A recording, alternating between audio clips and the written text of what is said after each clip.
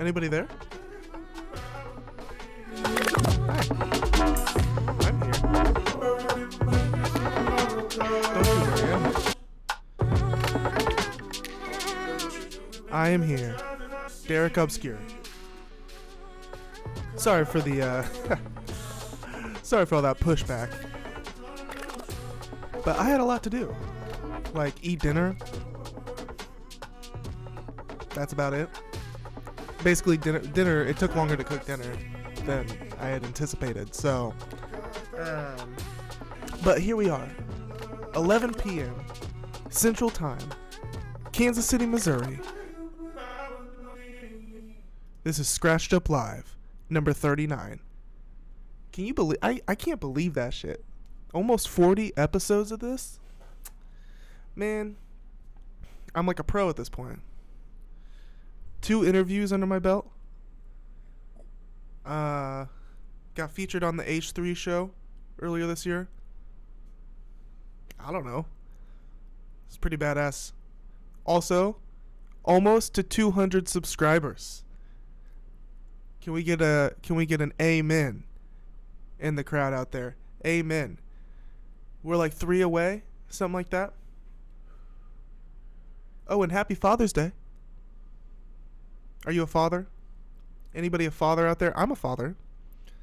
I have a beautiful 3-year-old daughter. So today, it's a special day. And we are honoring fathers of hip-hop tonight.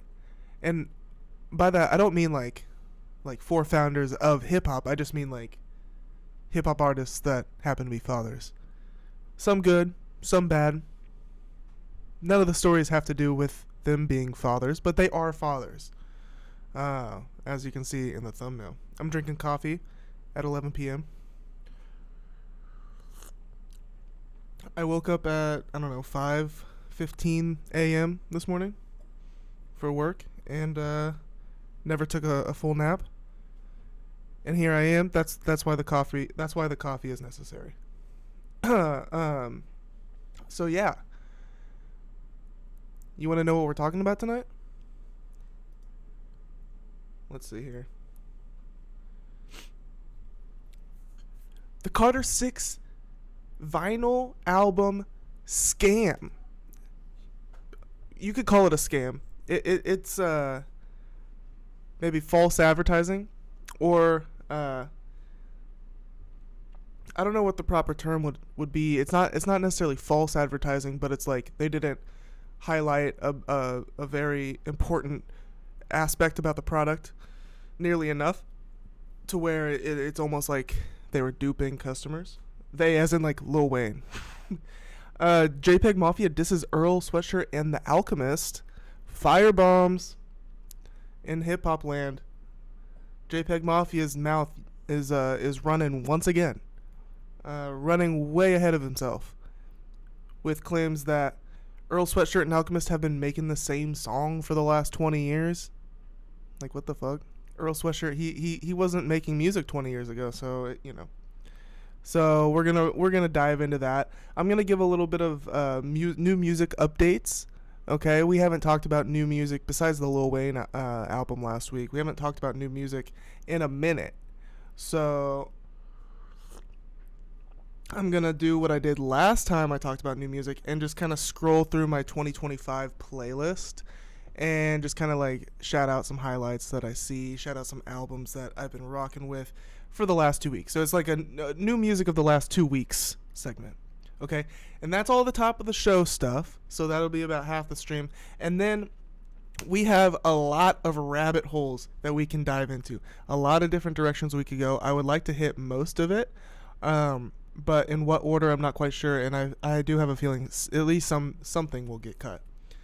By the way, I'm also streaming on Instagram, and Instagram, I want to tell Instagram I'm streaming on YouTube. So hit the link in my Instagram bio to catch the YouTube stream so you can see what I'm seeing and hear what I'm hearing.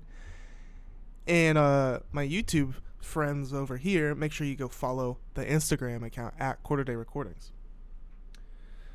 By the way, I don't know if I said it, but this is Scratched Up Live.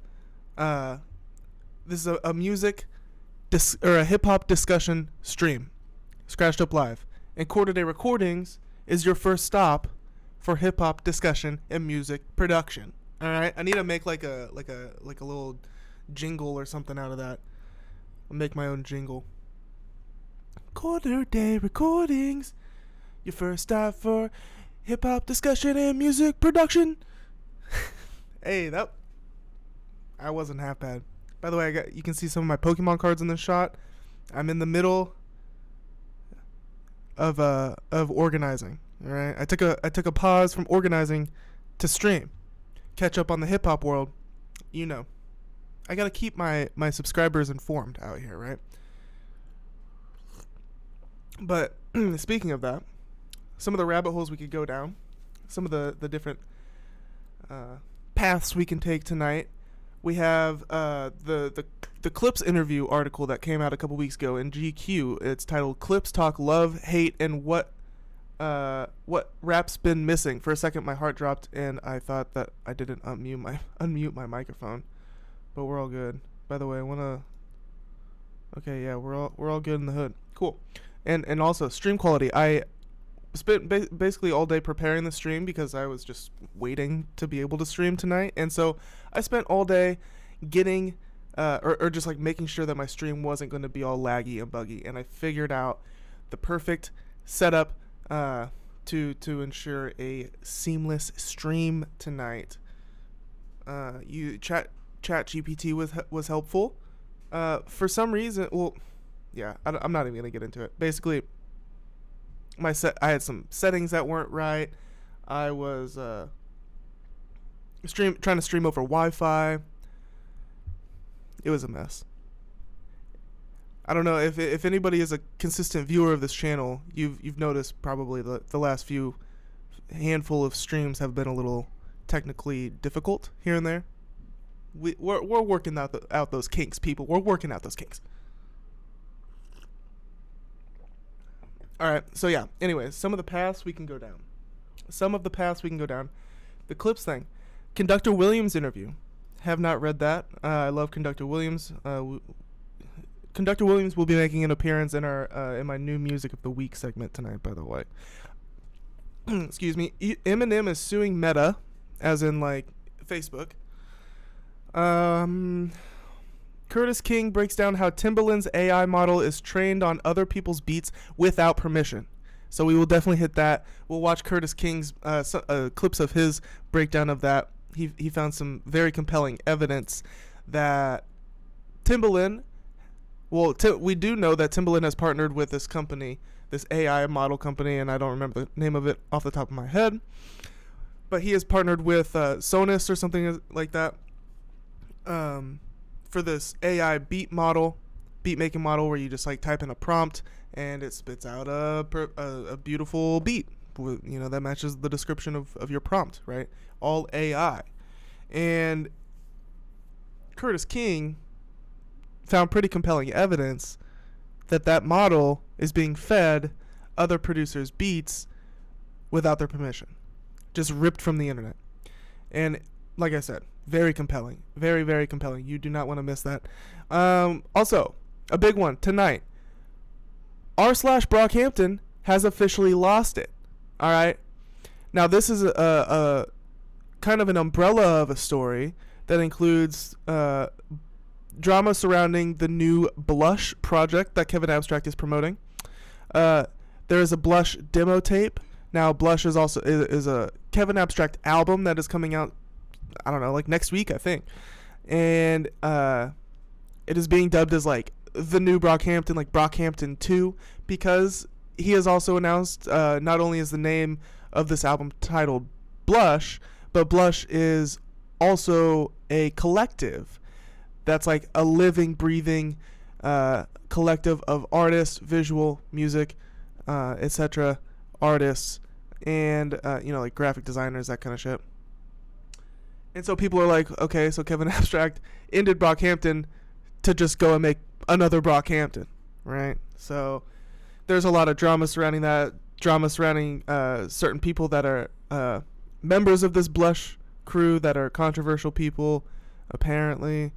And also, part of that story is Kevin Abstract was he announced, or I don't know how to phrase this exactly, but he admitted or announced that he got arrested earlier this year, right? So there's a lot surrounding that, and that'll be about all I got.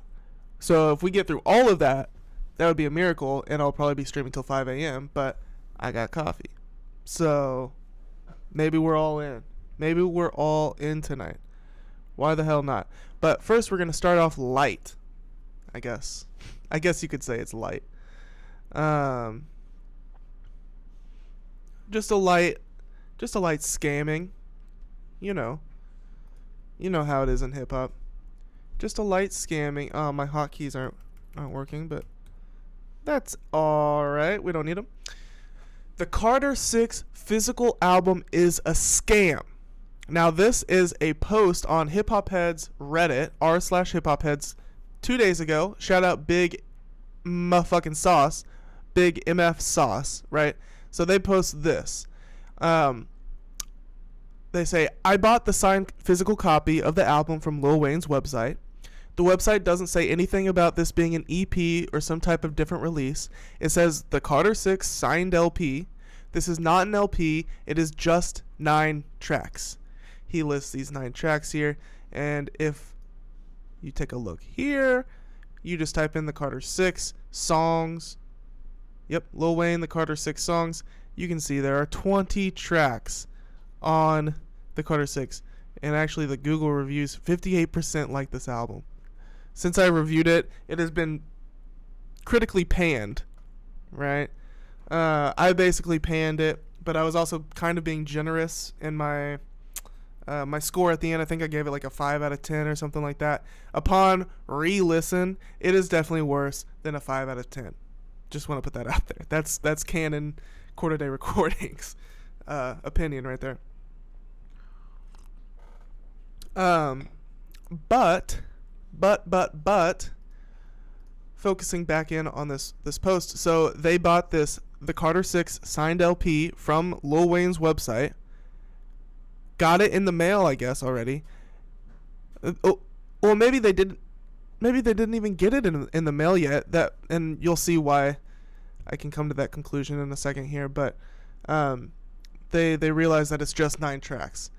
They also go, 3 of these tracks don't exist on the digital album. I don't mind the 3 new tracks, but it's missing the tracks I actually enjoyed from the Carter 6. What the hell is this? The website doesn't say it's anything but the Carter 6.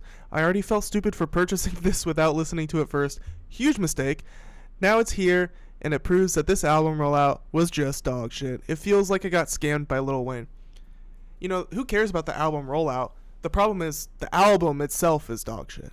You know, that if the album was blowing people out of the water, the rollout itself would be neither here nor there. But they're not wrong. No single, super messy album, selling, quote unquote signed LPs. And by the way, I want to look into the signed, the verification of the signature on this. Maybe my boy Nonstop Signatures can find some info on that for me. I'll have to hit him up. But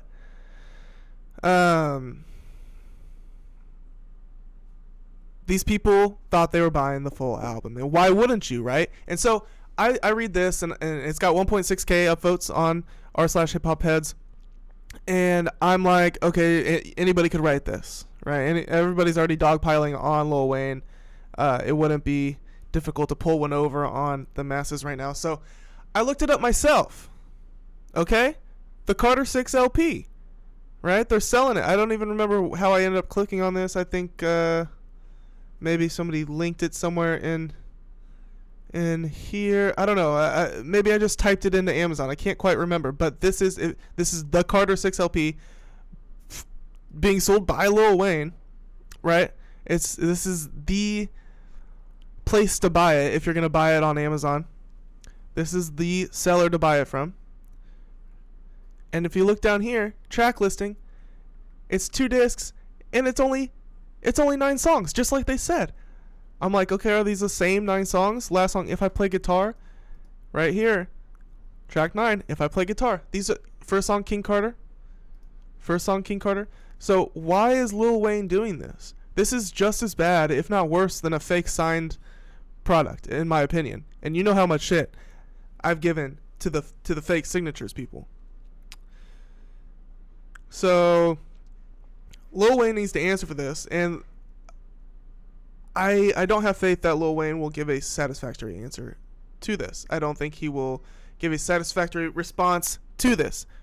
What he should do is be like, oh shit, I didn't realize that my label was doing this. Let me make it right somehow. You know, like I'll send them all the real one. Like, what is this half pressing of the album? It's less than half of the songs. $35, by the way. Not even a cheap vinyl. Let's check the CD. On the CD, it's 9 songs as well. So how the fuck are you gonna fit 9 songs on a CD, dude? You're wasting CD. You buy the MP3 version on Amazon, and it's the full thing, right? So what kind of fuckery is that? Doesn't make any sense. It doesn't make any sense. And so I guess there's at least some sort of an possible explanation in the comments here. By the way, they go, so a commenter, the top comment is, honestly, just be glad they didn't put the rest of the songs on it. Burn. Got him.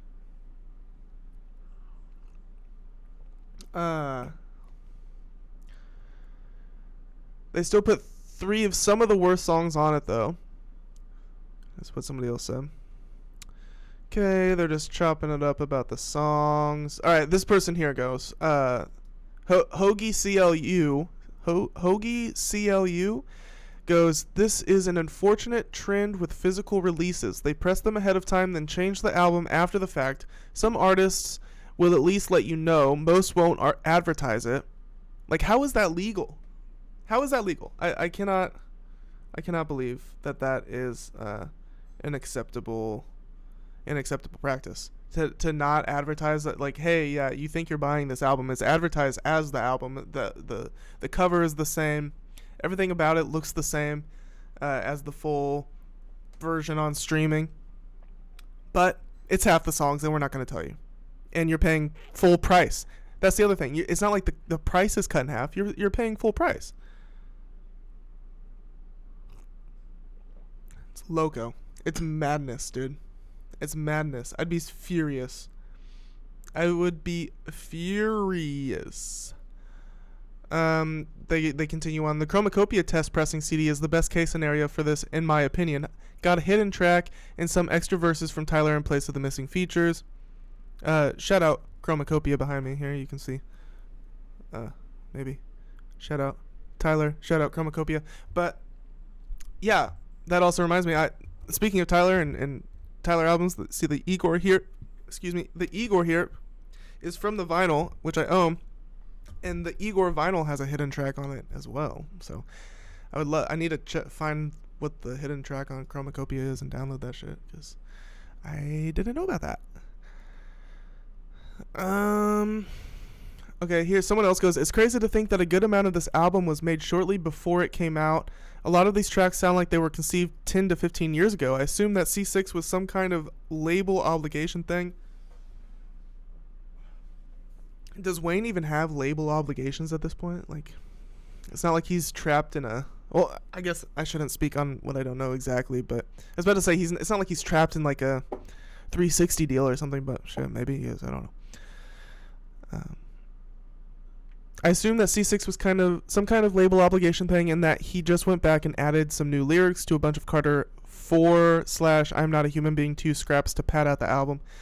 I don't know. I wonder where they got that information from, that most of it was recorded recently. Yeah, I kind of suspect the same about C6. Either contractual obligation, or he just decided to cater to all his fans and not worry about going big numbers-wise as much.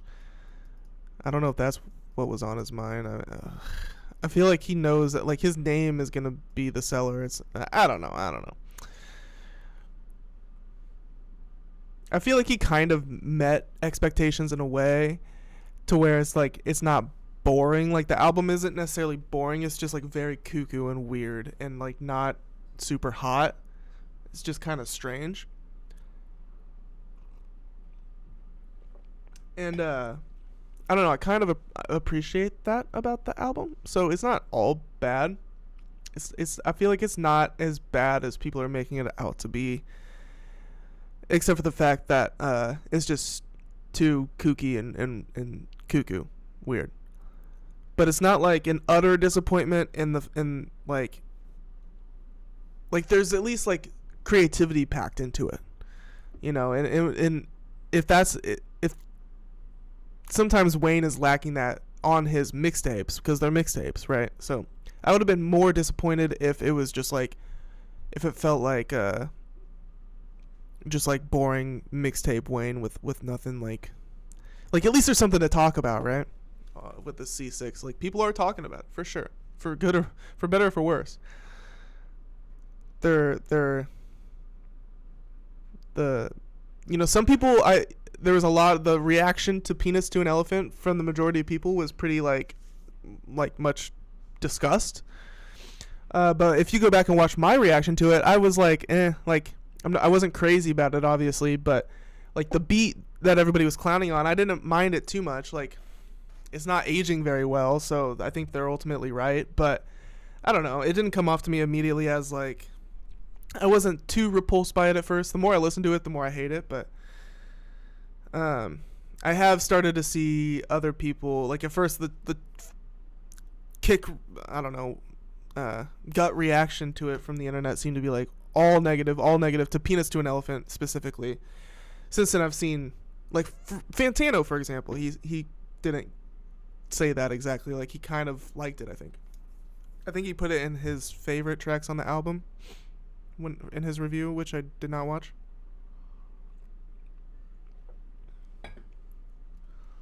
Let's go take a look. Let's see if that's true. I'm pretty sure that's true. I might as well fact check myself. The Needle Drop, the Carter 6. John Cena, Snackdown, Dr. Upstick, Snackdown, another day.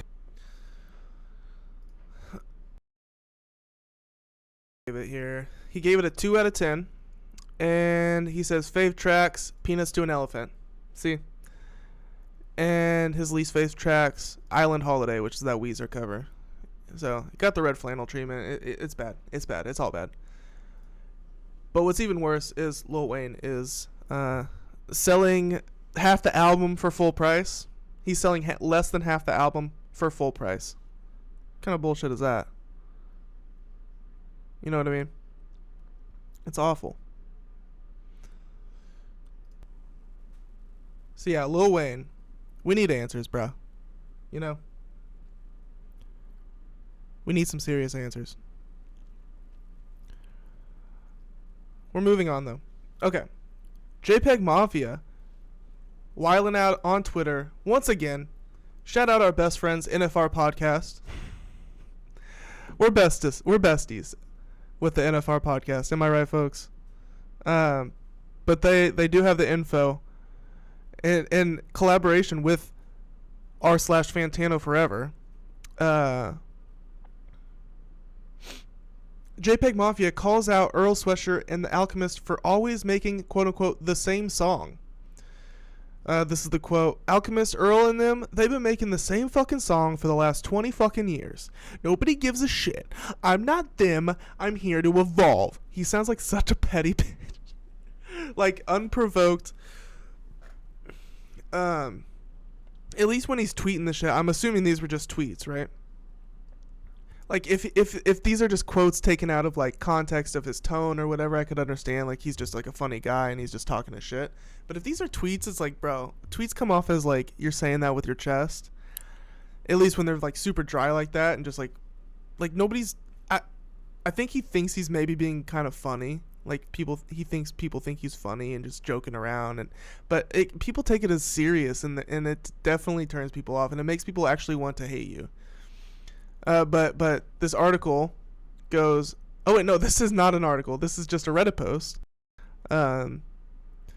So shout out Fun Mixture 3783 on Reddit here. They said, maybe a hot take, but Peggy should stop so he can be considered one of the most diverse artists out there.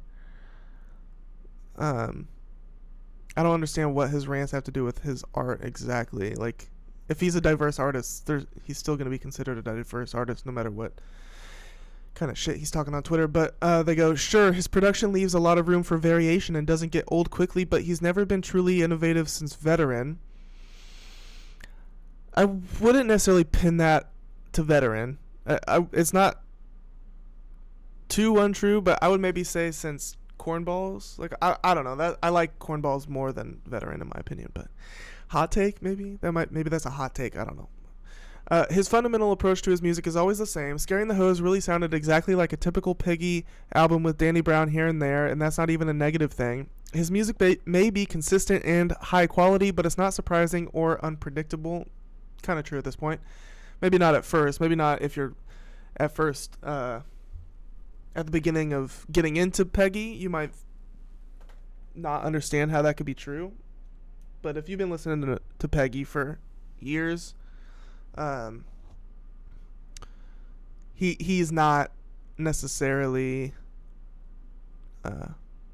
too surprising these days, which isn't even a bad thing. You know, I like predictability in music. Who doesn't? It may be that his last album toned down the experimental approach a bit, but that was also the biggest creative change I've heard in his music. Earl has had significantly larger stylistic breaks in his albums, although not as extreme in recent years. Listen to his first mixtape, where he stood the classic Spitter War, and how he completely changed his lyricism and approach to his music on some rap songs. It was a greater style than anything I've seen from Peggy, who always worked according to the same formula. Now, in my opinion, Peggy and Earl, they're kind of like, they're completely different types of hip-hop artists. They make completely different sounding hip-hop music, but from my perspective, they're about on the same talent level in different ways, obviously. But if we're just like equating talent level of talent, some level of talent across all characteristics or whatever, I'd say they're about equal. I don't think that's too crazy. Like, I feel like that's fair. They're both producers. They're both great rappers. They both have switched up their sounds and their styles across albums. Like, they neither of these guys are super like plateaued with their style. You know, this guy is Peggy's trying to paint Earl as somebody who doesn't evolve their style, and this guy is trying to paint Peggy as somebody who doesn't evolve his style. But in all honesty, they're both wrong. Everybody's wrong except me. They're equally evolving, so be it kind of at a slower pace than some other artists, but I feel like they're equally evolving as artists. Neither one of them have stagnated, in my opinion. I very much quite enjoy each one of their projects that they release, up until this point, at least. Regarding Al, they go on to say, I can probably still understand the take somewhat, but the guy produces so much and is so prolific that it's impossible not to become formulaic at some point. Yeah, I mean, the thing with the Alchemist is he has many different styles. Now, like when he's making his own personal albums or a lot of his close collaborations with rappers, he's producing his kind of like drumless, almost like freeform, jazzy, kind of heavy sample, heavy like just like non-metered vocal samples, like just like talking. What I'm trying to say is, he does that kind of style, but then he'll also do something like his production with Kendrick. I'm thinking, what did he produce on? Did he produce Triple X? Anyways, whatever, he produced some shit on Damn, and also on Mr. Morale. And when he links up with certain rappers, like I'm like, damn, that's the Alchemist? Like, he doesn't make that kind of shit all the time, but he can when he needs to. So Alchemist is actually like incredibly fucking talented, and you may think that he's formulaic because you only listen to his albums, right? But you aren't aware of all the other tracks that he's produced across hip hop that you're like, damn, Alchemist can pull that out of his fucking hat. Like, so I would never put the statement on the Alchemist that he's been making the same track for 20 years. Like, absolutely not. Just a really stupid take from Peggy, which is what they say here. Overall, once again, a pretty goofy take from Peggy. Silly, silly, silly.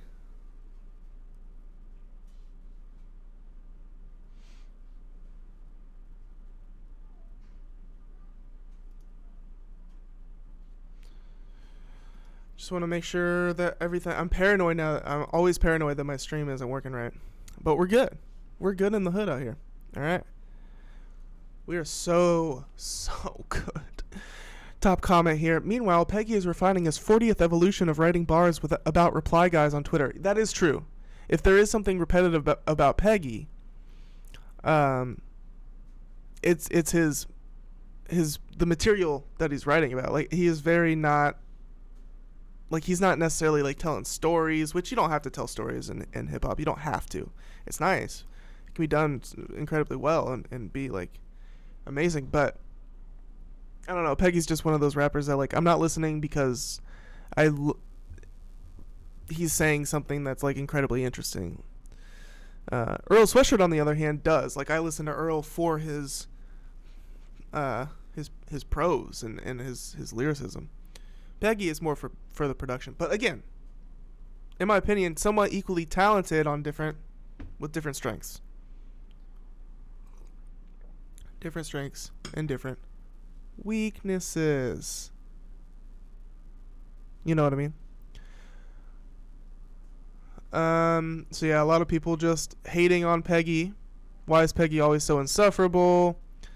Somebody goes, I think he's jealous, to be honest. He acts like he doesn't give a shit about numbers and only cares about his art, but I'm not sure if that's true. It probably hurts him that so many people just don't like his music. I don't think that's true. I think he gets tons of praise for his music. I don't see anybody really shitting on his music until he says out-of-pocket shit like this. Nobody hates on Peggy's music necessarily. Nobody goes out of their way to hate on Peggy's music necessarily until he does some stupid shit like this, which he always does. Big Lori said he cannot handle the cognitive dissonance of the artist he wants to be and who he wants to appeal to with the artist he actually is and what his fans actually are. That may be true. I mean, kind of got a no-name gypsy energy going on where she like hates her fans, like literally hates her fans. And I think she stopped performing for the most part because she hates her fans. Like, genuinely, I think she meant that shit when she said it. They go, what kind of artist does he even want to be? Does he think he's literally Kanye? They go, or somebody else goes, no, he wants a less white/suburban audience. He's made this pretty clear by going hard on racism, white privilege, and calling people crackers. But he doesn't realize that just further appeals to progressive white suburban 20-somethings with white guilt. I don't know. May or may not be true. I mean, he does go hard on racism and white privilege, but why wouldn't he? You know, I mean, he can have whatever opinion about his fan base he wants. I think it's actually kind of funny to a certain extent, but I think he's past it's past being funny. Like, I think he's just actually starting to piss people off, and I think he is actually, I don't know, his energy. He's just very pissed off, right? And I get that. I'm pissed off too, right? But I'm also not. I'm not a black man, right? So that's, I don't know what that, being a black man in America, that's got to carry its own set of heavy emotions and anger, right? I cannot blame anybody for that. Or I can't blame anybody for going through that. 2 reasons. 1, he's genuinely easy to annoy and is really chronically online, so says shit like this a lot. 2, it gives him publicity. He usually acts this way because a new album or new music is or has come out and it works. And I think I just did read today that JPEGMAFIA announces a new album. Let's see here.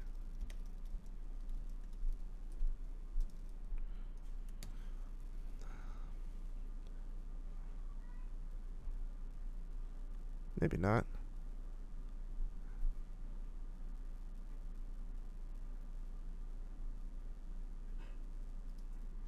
All I've got here is a, oh wait, is this?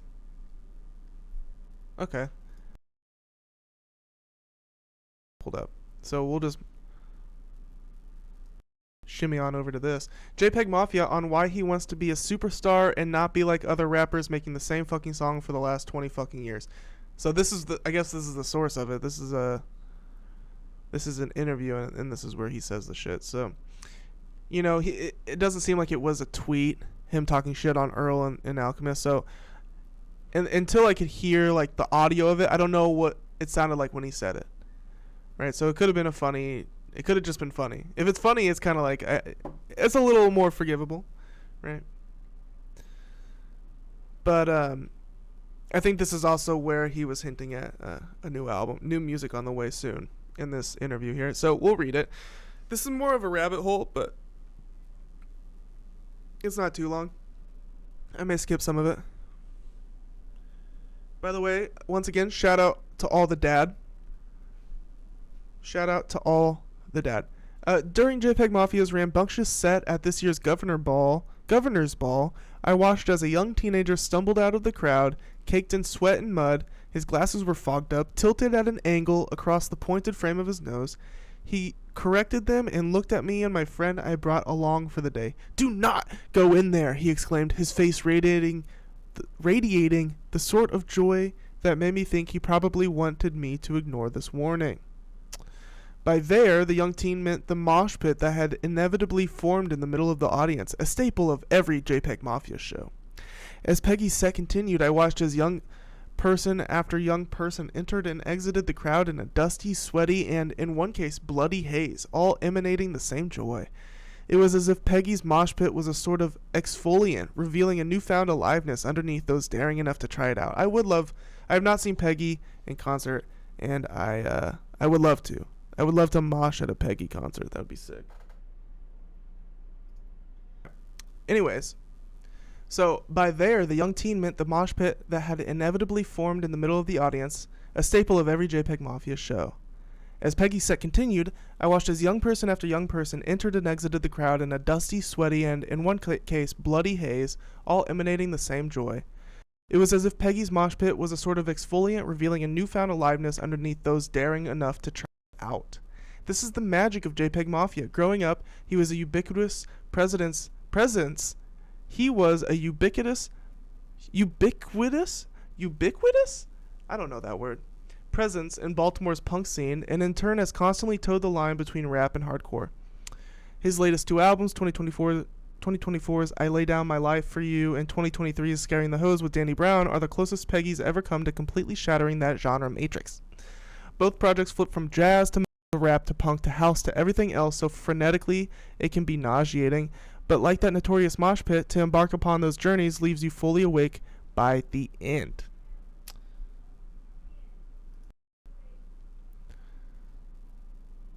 You realize just how deep the rabbit hole goes in terms of how music can be deconstructed and reconstructed in the world of JPEGMAFIA. There are no boundaries.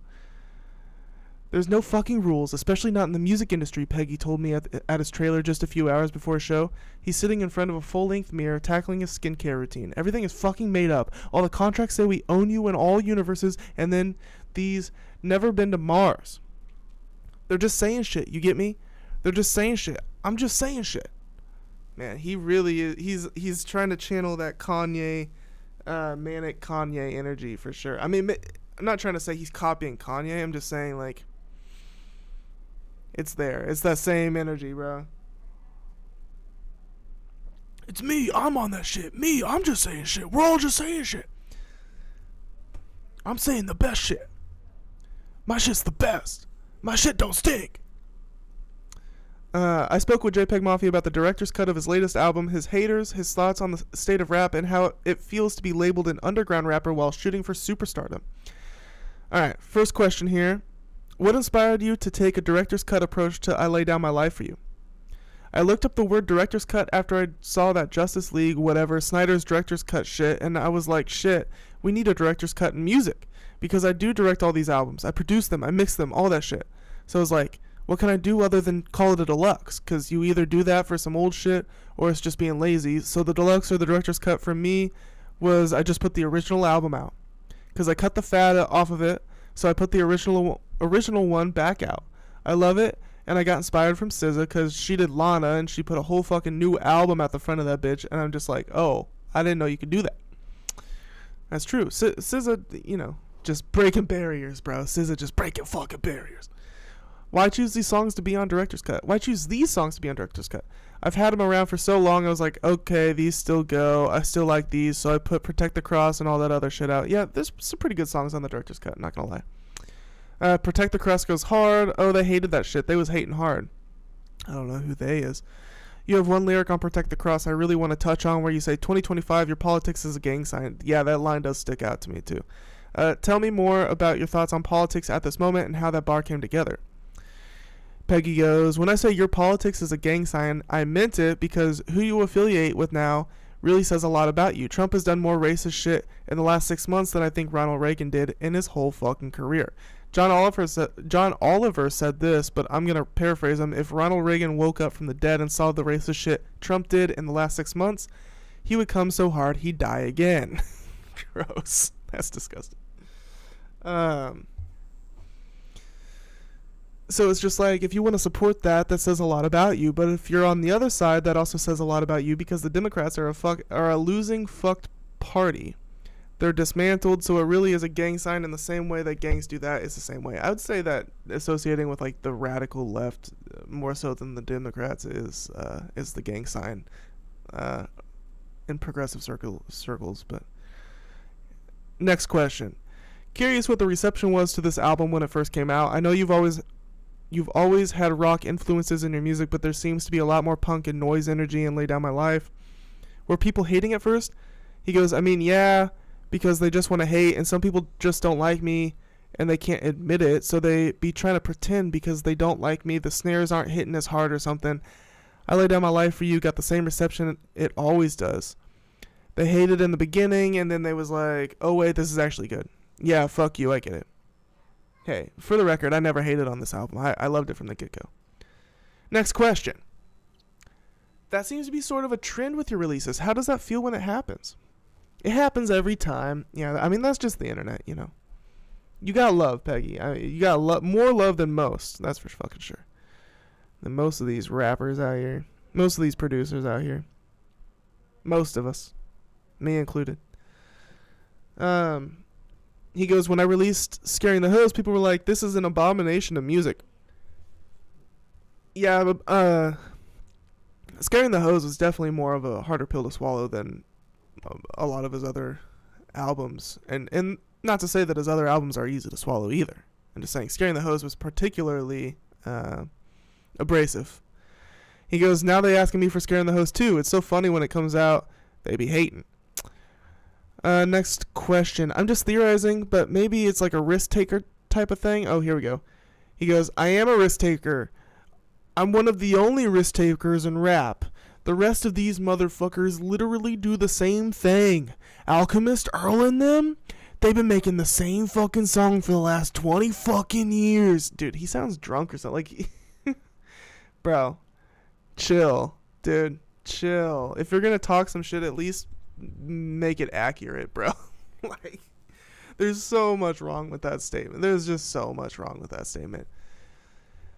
Starting with the obvious, as I said earlier, Earl has not been making hip-hop. He has not been popular for 20 years, so he has not been making the last... He has consistently evolved between each phase of his career.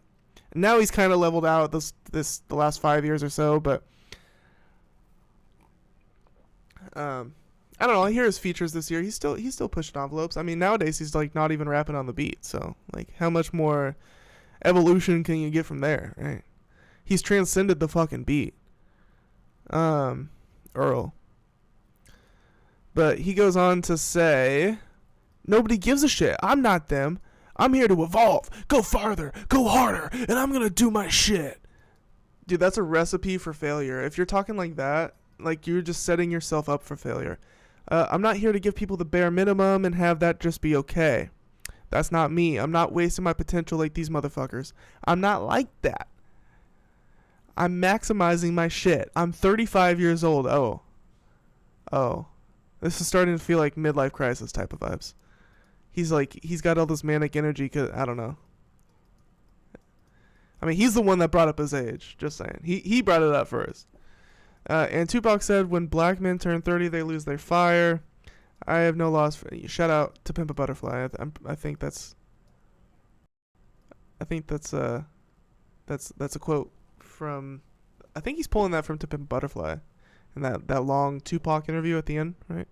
I think he says something about black men turning 30 in that. He goes, I have no loss of fire. I'm hot as shit.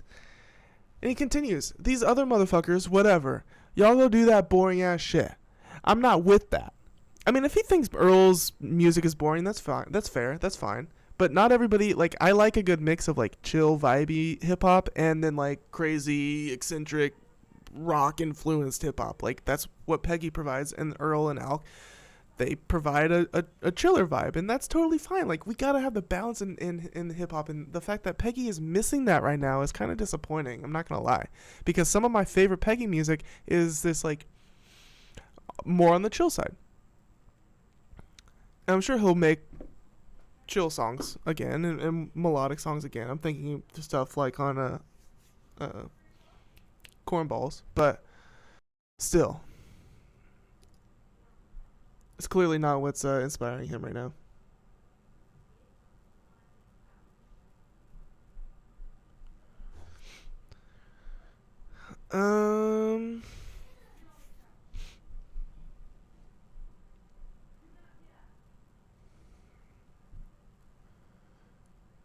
These other motherfuckers, whatever.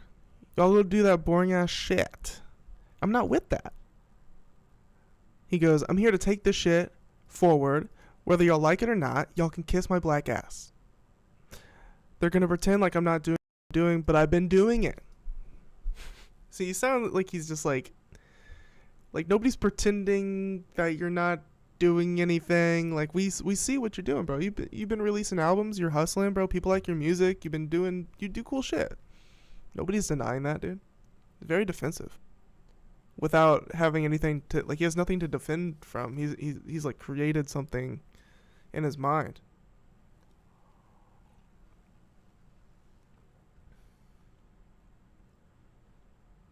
It's kind of fascinating. I think this is what fighting your own demons looks like. He goes, and I've been doing it so well that people have to hate. They try to take the title from me, and they just can't.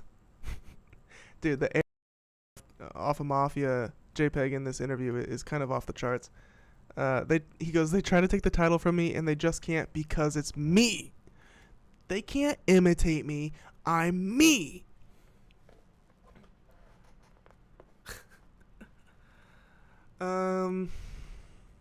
This is great stuff. He's great, isn't he, folks?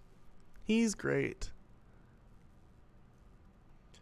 He goes, keep imitating Earl and making hyper pop songs, whatever the fuck these is doing. Basically, dude, he's basically making hyper pop songs. What is he talking about, dude? He is actually tripping, man. Actually tripping. He's got Earl on one side of his. He really is. He's all over the place. He's mad at Earl, and he's mad at hyper pop. Two different ends of the spectrum, bro. Okay. Interviewer then goes, going off that, he doesn't. They don't. It sounds like they don't even know what to say. Going off that, how do you feel about the state of rap right now? I think the state of rap is in the best state it's been ever. Because you have choices from everywhere. You can make any kind of rap you want, In the same way 90s rock was so big, Marilyn Manson got big, rap is the #1 genre in the world. Anybody can take off at any point off of one TikTok. It's like a free-for-all. I like that shit. Yeah, you like that shit because when you've already popped off, right? No, it is nice. I like it too. We're aiming for the stars out here, people. Right? Who isn't? It's like a free-for-all, baby.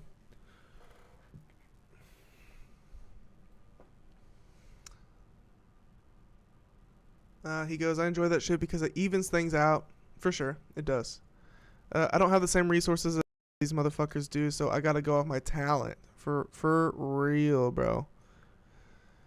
These motherfuckers come out here and they just be having pyro and they be sitting in their fucking room on stage and all this dumbass shit. And I'm like, I don't want to see all that shit. Can you perform?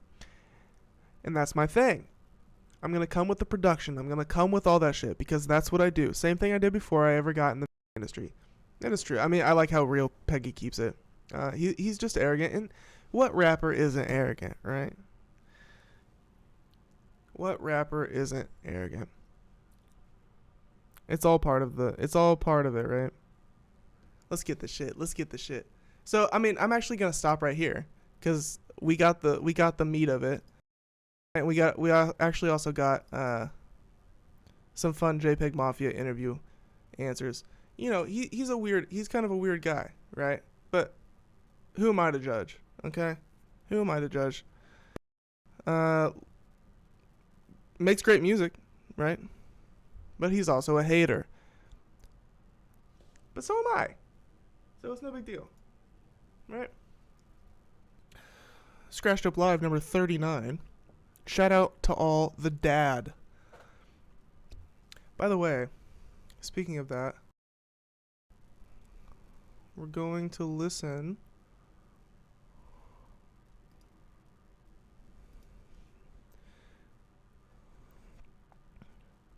Yeah, looking all right. We're gonna listen, or we're gonna watch the classic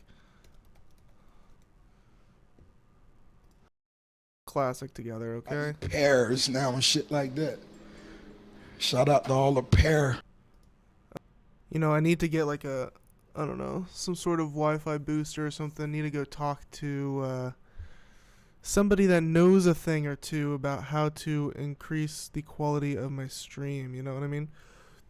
Seems pretty important, right? If I'm gonna be streaming. But we make it through. We be streaming a lot out here. There is no shortage of content on Quarter Day Recordings.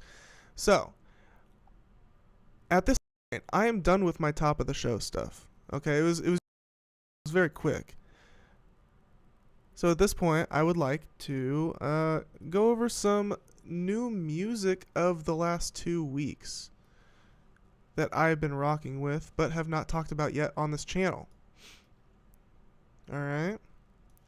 So the way I'm going to do this is I'm just going to give a scroll through my 2025 playlist. Basically just picking up where I left off the last time I did this, which I'm pretty sure where I did leave off the last time I did this was around this album here, the Skrilla album. I think I talked about that it was basically on my return stream from my couple month break that I did in April. So picking up where we left off with albums like Rico Nasty's Lethal and Zombie Love Kensington Paradise by Skrilla, which is, I just shout that one out again. Actually, as you can see, I put like the entire thing in here, because it's fucking it's how do I put it?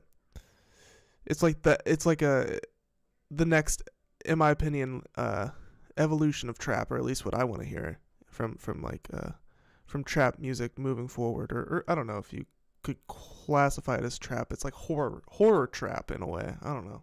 It's fucking dope. But we've got other things to talk about, like Ace Trumpets, the new Clipse single. If you haven't listened to that yet, you gotta get on it. I mean, I'm sure you've listened to it at this point if you're a hip hop fan.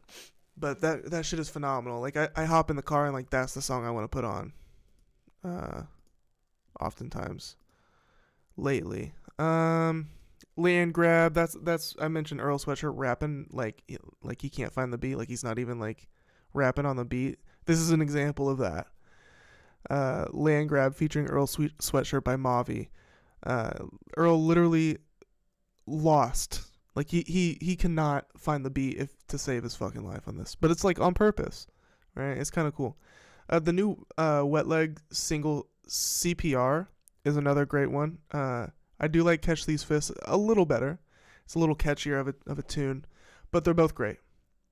And then we get into the albums. So this weekend, not this coming weekend or not even this past weekend, but the weekend before that, so like 2 Fridays ago, there was a lot of nice albums that dropped, like hefty albums that have a lot of keepers on them dropped. Starting with A$AP Rock, dropped his new album, Black Hole Superette. And, A$AP Rock, he might not be your cup of tea. He's kind of got like that corny, nasally kind of voice. But once you get over that, his rhyming is so interesting because he really has the most diverse vocabulary of any rapper. And that's actually like a fact. Like I think somebody did crunch the numbers on that out of like a lot of popular rappers, and A$AP Rock had he used the most different words, like he used the most unique words, like by the numbers. And that may sound corny to you, but he's actually like really cool in my opinion. I think he's actually really cool, and this one has some great features on it, like Arm & Hammer and Open Mike Eagle, to kind of maybe like soften people's palates towards him. But I say give it a shot.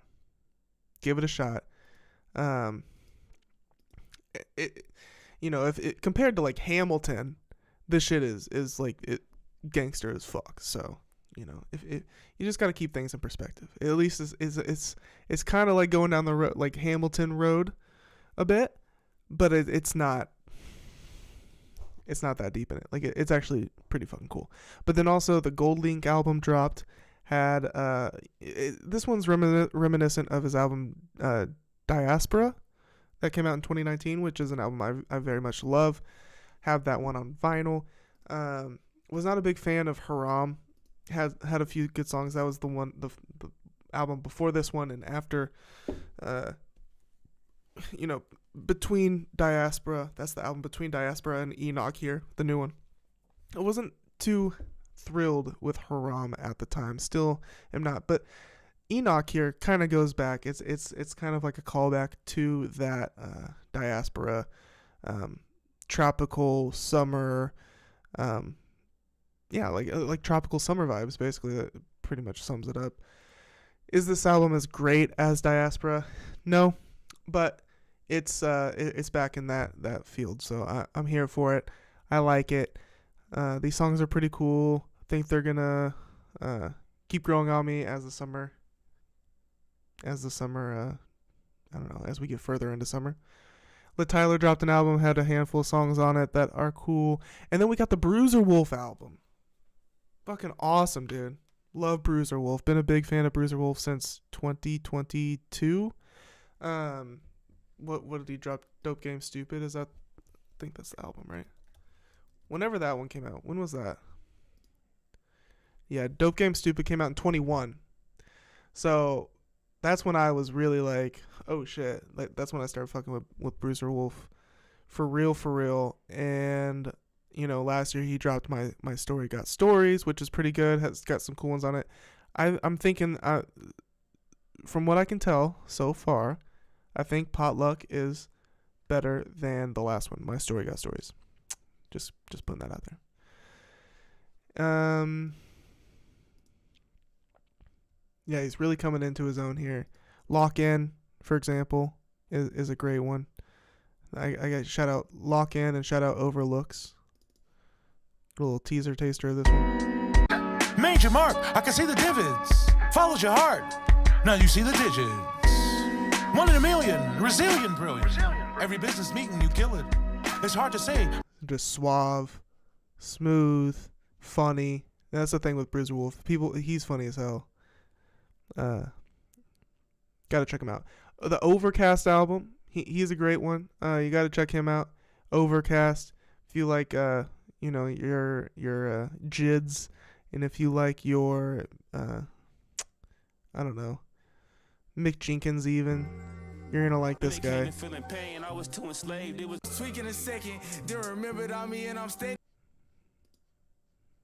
He's a must check out. He's one of these up and coming rappers who they just make heat. This guy just makes fucking heat. Small Talk and I'm On. These were the 2 singles. Both fucking bangers, dude. I mean, yeah. This guy's dope. Gotta check him out. Stream's looking good. I'm happy about that. Oh yeah. All right. So this Yule album, it's titled Evangelic Girl is a Gun by Yule, Yeule. The album on a whole, not so great, but 3 songs on it are great. Tequila Coma, The Girl Who Sold Her Face, and 1967. I recommend those 3 songs. They're actually pretty fucking nice. The album on a whole, not so much. Pretty weak sauce. But these 3 songs are nice. I'm trying to get it to play.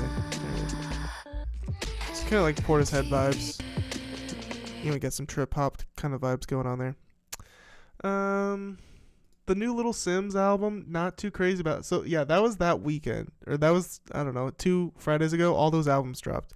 A$AP Rock, Gold Link, Bruiser Wolf, and Overcast, plus the Yule and the La Tyler and some other things. And they were, that's quite a few albums that were all hitting. Like usually a lot of albums like that drop every Friday, but not all of them are all that good. Like that was like 4 or 5 like actually really good albums on one day. Pretty cool. The following Friday, which was last Friday, we had a lot of albums come out that were all mid, in my opinion. Same amount of new albums came out, but all mid. So I don't know what happened, like why all the good albums came out on one day and why all the mid albums came out the next week. I don't know. But in my opinion, that includes the new Little Sims album, pretty mid. And it may have even been an improvement on the last album, from the last full-length Little Sims project. I don't know. Because I think she usually drops mid. And to be honest, I think this one, I think I kept more tracks from this one than I usually do. So it's still mid, but it's better mid, I think, than her last full length. She's dropped a couple EPs since then, so I'm not necessarily talking about those EPs, but I don't know. She has these like really cool orchestral songs here and there that are really, really good, but just like weaved with just songs that are not gripping to me at all. So I don't know. It's very hit or miss for me with Little Sims, but when she hits for sure. And then we have the McKinley Dixon, which is some like jazz rap.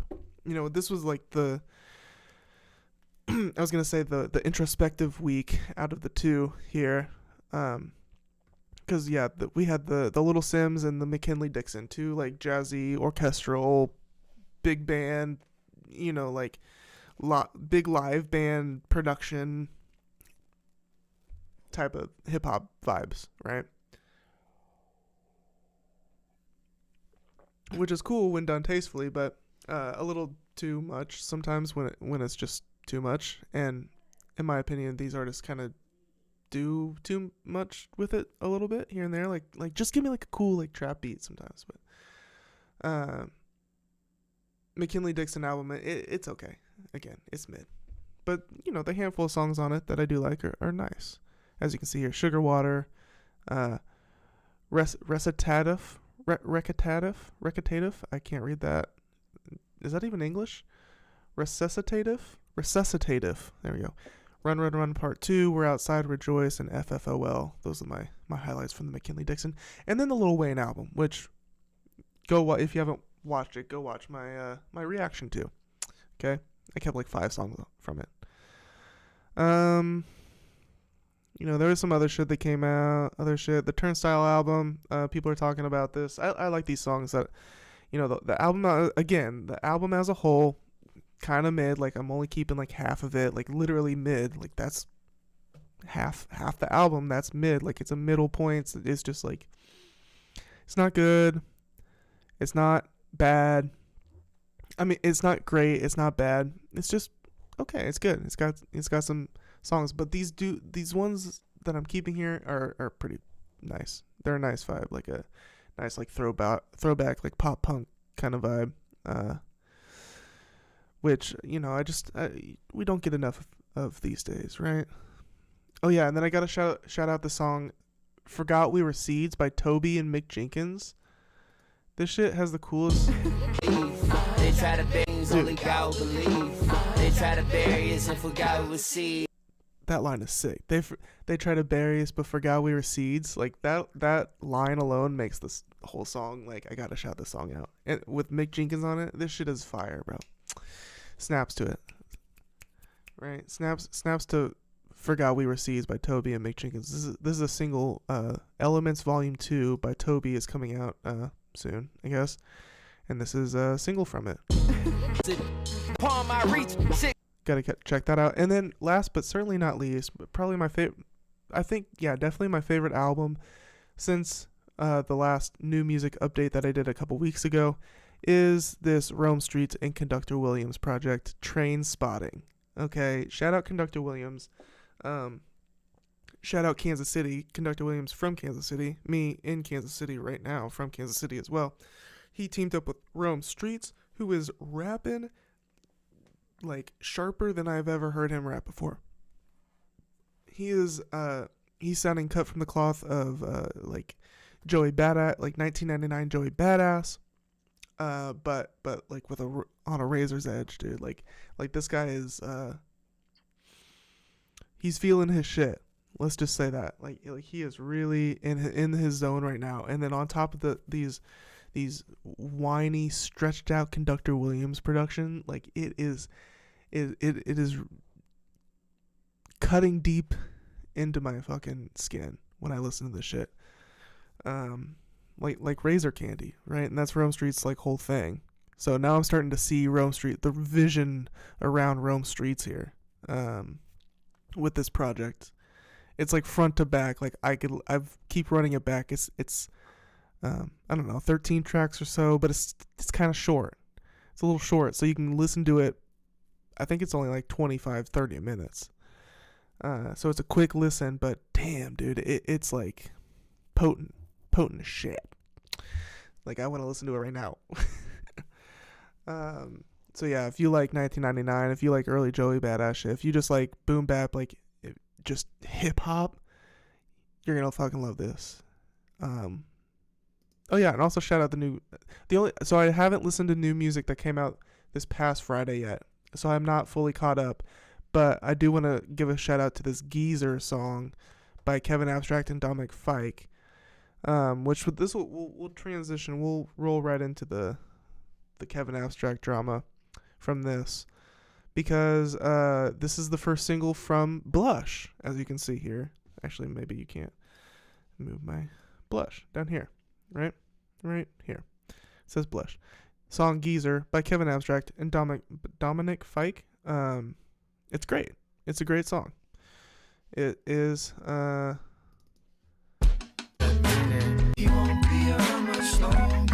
it's like very cinematic and cute and catchy, and just it's a great teaser track for this Blush project that I'm excited for, and I'm definitely not alone in being excited for, right? And I'm also definitely not alone in talking about it, because there's all sorts of drama surrounding it, and we can get into that right now. Just one second. Let me get organized here. I gotta pull up some links. I've got to shorten some windows. arrange some windows here. I'm happy to see my stream is back to, and I don't want to jinx it, but right now we're back to good streaming. Smooth streaming. Right? I ended the Instagram stream and I deleted it because it was just a bunch of nothing. But that's okay. It's only secondary to the real juice, right? The real stuff, which is YouTube, right? Okay. Gonna open my links. We did the Carter 6. We did the JPEGMAFIA. We did the music of the last 2 weeks. We're hopping right into the Blush drama. This is fun stuff. We're getting into the fun stuff now, people. Kevin Abstract announced Blush, this new project of his that I was talking about earlier, which is more than just a project. It's a collective, okay? It's a collective, okay? Sound familiar, okay? It's supposed to be this big, ever-evolving group of artists, graphic designers, musicians, anything really, podcasters, I think he even mentioned. And so first was the album announcement, Blush, right? And then was this announcement of what Blush is specifically, which I can find his Blush, Kevin Abstract, I don't know, description or something. Here it is. So he posted this. It says, it's kind of corny. No set identity. Let's find it. No finalized members. Blush is not a fixed group. There are no permanent members. It is a platform for discovering new possibilities through collaboration. The group is ever-changing and can involve anyone who brings value to the vision: musicians, photographers, designers, videographers, models, DJs, etc. Right? Also, no set identity. The possibilities of Blush are truly limitless, whether that be in terms of rotating members, a changing artistic medium, or an abstract personal brand. These factors allow for a journey that can be defined as it is embarked and traveled on. Blush brings focus back to the product and the music. Blush disrupts. Blush challenges the norm. This is our chance to build something that will last. This is our chance, folks. So I'm pretty sure this is AI generated, which there's another blurb that Kevin posted that was confirmed to be 100% AI generated by one of those AI checkers, right? Which those aren't always accurate, but 100%. It said 100%. Seems pretty fishy if you ask me. But I don't get why maybe it has to do with the AI, or maybe not. But you see how there's like these artifacts around the text? I don't get that. Like, why does it look so bad? Is that because it's AI? Like, it looks copy pasted or like photoshopped in there or something. It's very strange. So Kevin posted that, and so people are like, oh, so it's a new collective. Kevin Abstract ended Brockhampton to create a new similar type of collective of creatives. Like, why would he do that? So this is just Brockhampton 2 essentially, right? Well, Kevin gives more details, okay? Well, actually, this may or may not have been after Kevin started getting a bunch of backlash, and there you just got a little sneak peek of Kevin's mugshot. But so Kevin, he has this Discord server where the most loyal of fans can interact with him, and he's always apparently posting in there a lot of updates, recently updates about Blush. Okay, and so he posted in his Discord chat room, finishing album, thank you 9 Vicious. Okay, and posted a photo of some people working on some music. And apparently, and now I had never heard of this guy, Nine Vicious. Apparently, this guy is an alleged groomer slash pedo. Okay, so people didn't like that Kevin was posting pictures, working on music. That Nine Vicious was gonna be on Blush. You know, people were. It was kind of like whiplash because first within a day we're all excited, like, oh shit, new Kevin Abstract, new creative project. He's working on something cool, working on something big. To it's like that meme where he's like waving and then looks down and then like is like in disgust. That's what happened. We're all like super happy, waving to Blush, and then we look down and like, ugh, Nine Vicious, what the fuck? But there's some there's a lot of questions surrounding this pedo accusation, right? So here's the evidence. Supposedly this is a text exchange between Nine Vicious and somebody who is 16 years old. Okay, and this is dated July 24th, 2021. They go bae, and then the person replies, "Don't bae me, boy, I am 16. So the person that said bae is allegedly this Nine Vicious guy. The person says that they're 16, so don't call me bae. Nine Vicious says sorry. They go, all caps, I was joking. Nine Vicious goes, no, you weren't. The person goes, yes, I was. I like older guys, but when they find out my age, they usually gone. Nine Vicious goes, I mean, it's not like we're fucking. And they go, true. And then Nine goes, I'm probably waiting till you're 18 to do that. Yikes. And they go, yeah, I know. And then he goes, don't ever post again looking that good. Okay, so this is like later that day. And then there was no response to that. And then a couple days later, he goes, one thing you do that pisses me off is when you don't respond to me. So, that seems really bad. No doubt. Even if he's, I don't know. I mean, a 16-year-old talking to an 18-year-old, that could be a sophomore and a senior in high school. Definitely bordering on fucking weird. But that's the thing. That's what they're saying. They're like, Google tells me Nine Vicious is 22 currently, so in 2021, they would have been 18, having been 17 until the 12th of July. Is this really a big deal? So I guess they're talking about he was 18, recently it turned 18, and that person was 16. So it's still not a good look. Definitely weird and not a great look. But pedo status, I don't know. I don't know if that's like pedo status. The person that posted this commented on the thread saying 19, not 18, basic math, laugh my ass off. He's turning 23 this year in July. The screenshot is after his birthday. Yes, he's 19 in these texts. This got a -1 downvote.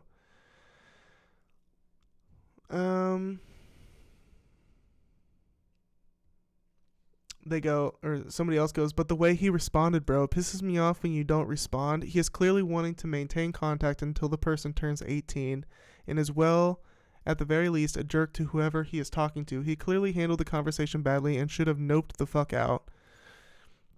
I feel like he knew their age before getting into the conversation. Like he was already in before, unless I'm wrong, unless he truly had no idea, but it seems, I don't know. How could you not know? Not only did he not, he said he would wait for said person, then spouted some "I'll wait for you" bullshit, then anger at them not responding. Yeah, it is pretty manipulative. It is true. It doesn't seem like he was fully not interested in her not being 18.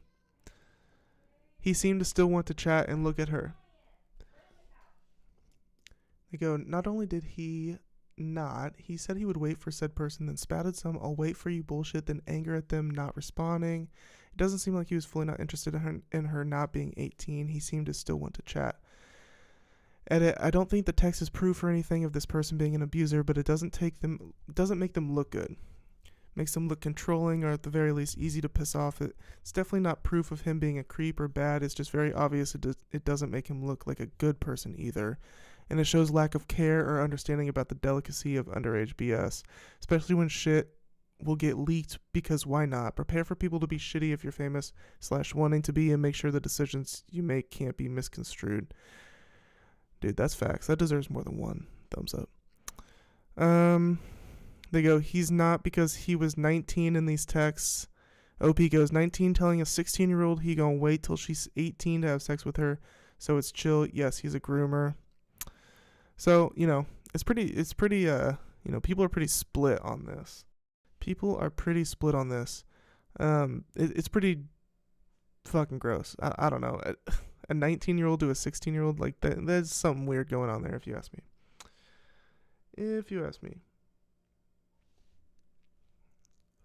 But there's more, right?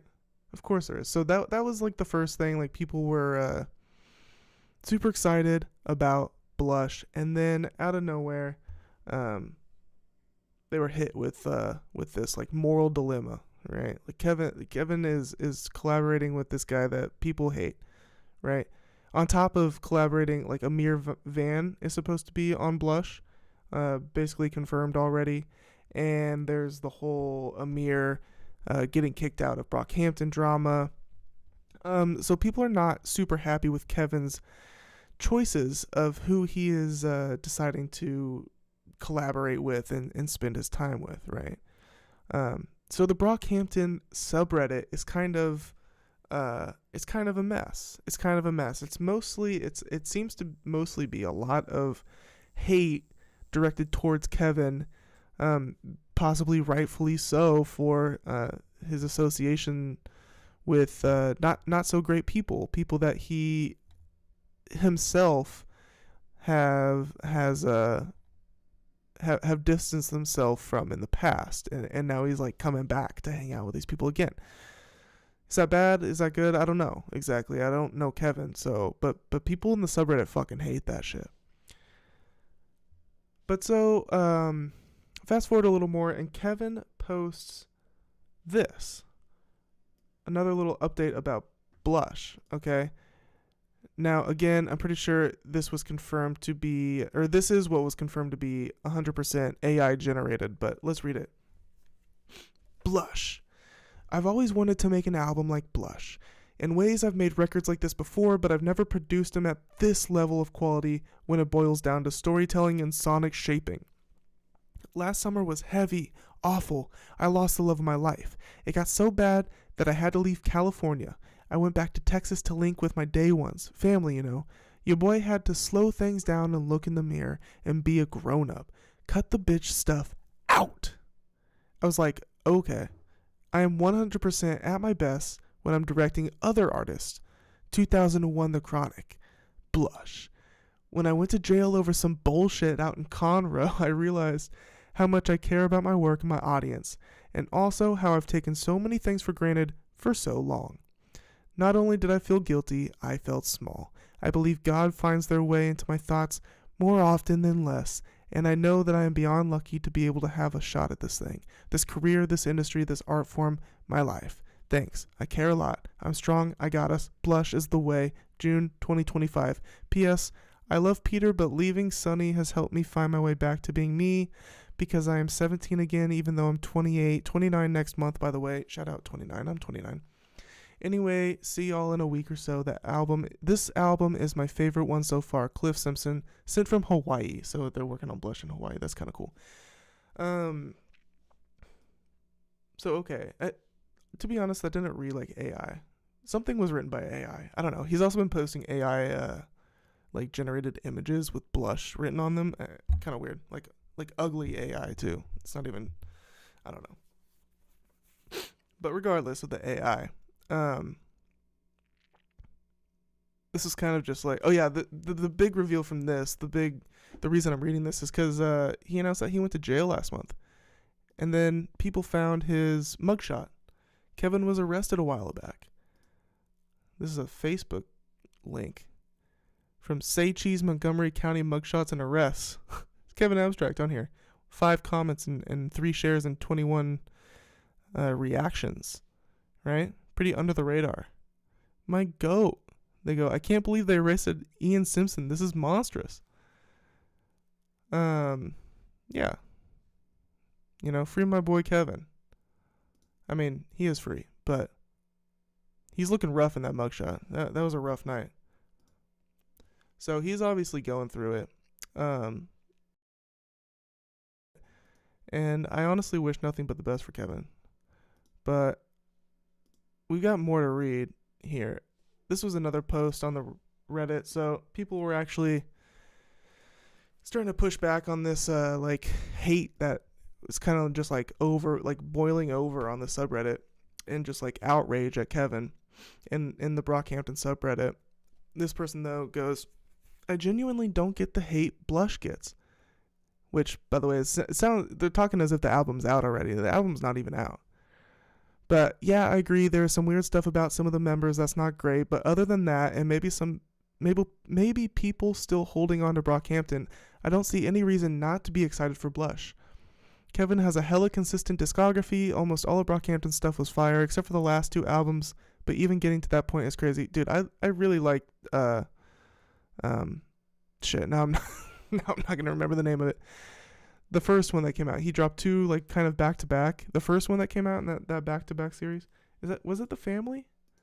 Was that what it was called? I can't believe I forgot. Yeah, The Family. I actually really like The Family. The one that's like a Kevin solo project, but labeled as a Brockhampton album. I don't know. People, for some reason, the album gets hate. I really thoroughly enjoyed that album when it came out, at least. They go, and his solo work is excellent and interesting. Beyond that, his features and random collaborations almost always pan out. Texas Blue, for fuck's sake. Why would Blush be any different? Top comment is, biggest question is what will happen after he drops the album? I don't know. He'll probably tour or stop tweeting so much. I don't know. He'll settle down on the promotion. This person goes, 9 Vicious. Oh yeah, so someone goes, I love Kevin Abstract. From how I see him, I relate a lot and learn from his successes and mistakes. He's such an inspiration for me. Is this real? The people associated with Blush are, from what I've gathered, shitty, diabolical people. I mean, come on, dude. Like, it seems to be like a lot of people working on this album. We can't just paint this idea of like everybody working on Blush as a shitty person. That's not what's going on.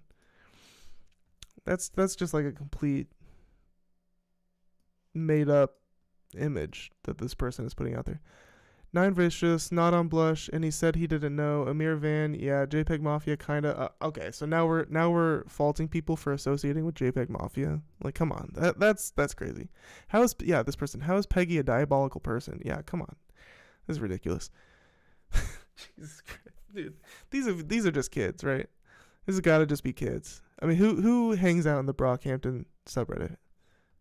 I mean, besides me. It's just a messy-ass rollout and concept. Don't expect this Blush concept to go anywhere after the album anyway. Just release the music. This cryptic IG post shit he's been doing since he was 21 is just tired. Dude just posts Blush June with no actual date or even music. We do have a date now, and we do have an album cover. This was 11 days ago, so I think this was typed before the... It definitely was typed up before the pre-release came out. As much as I love Kevin's art, he's his own downfall. Pretty much every BH release was a mess because of him, and so was Blanket.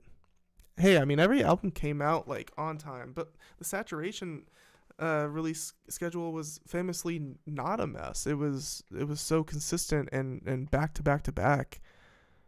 Yeah, here we go. Every release was a mess and his fault. I wasn't around for Sat 1 through 3 releases, but Ginger was smooth.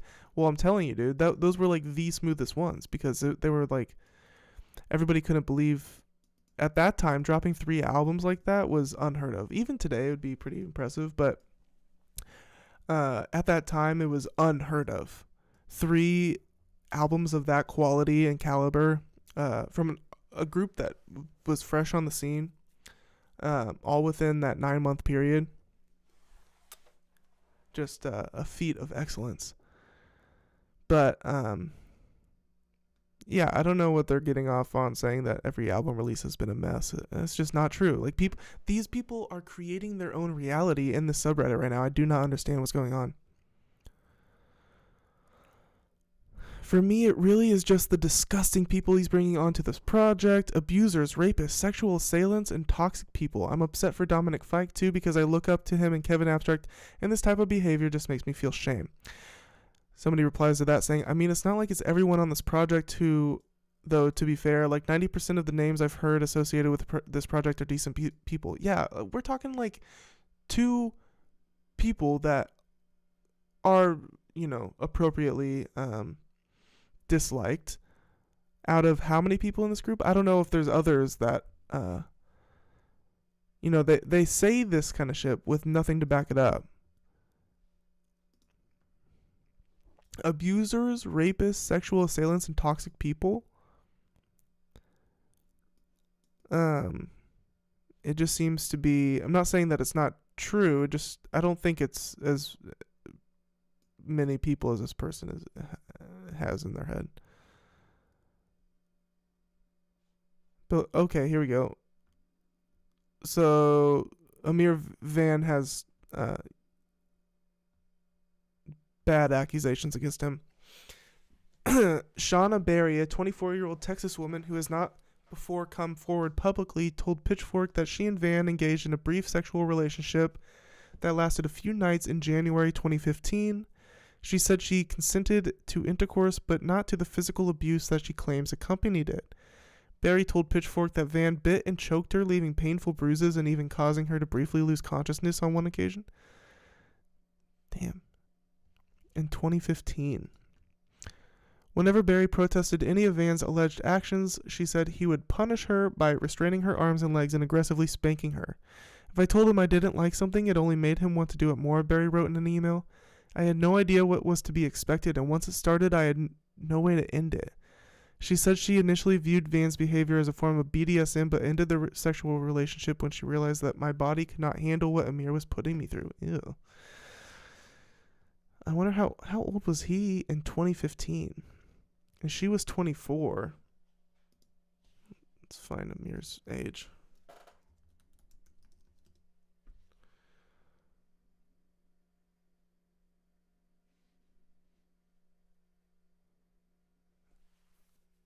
So he would have been 18 at the time.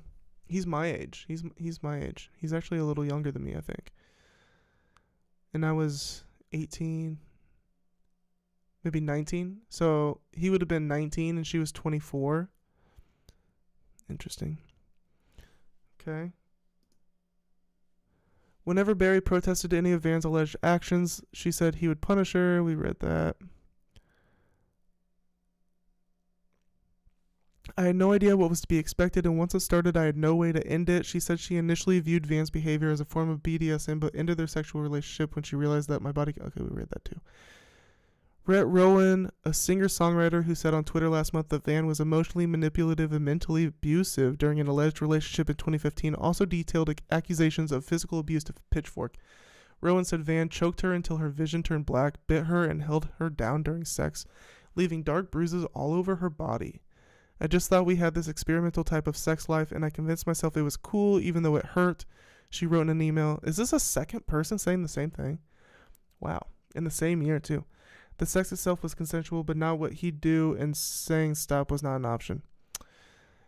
So that coupled with, there's also the story floating around of Amir and Merlin, who they released a collab EP together within the last couple of years. After that EP came out, Amir allegedly punched Merlin over a disagreement about socialism. That is a story that's floating around. Okay, look it up yourself. But so this story coupled with that violent assault against Amir, alleged violent assault against Amir, against Merlin, he is Amir. Coupled with the story, the reason that Van was kicked out of Brockhampton originally because he set up the robbery of Dom's friend or something like that. Amir is clearly not a great person. Like all of these, accusations piled up against him, it's not looking great for him. So I'm not out here being a mere supporter, right? I'm just wondering, how many people is this person talking about? Is it just Amir and Nine Vicious or whatever the fuck their name is?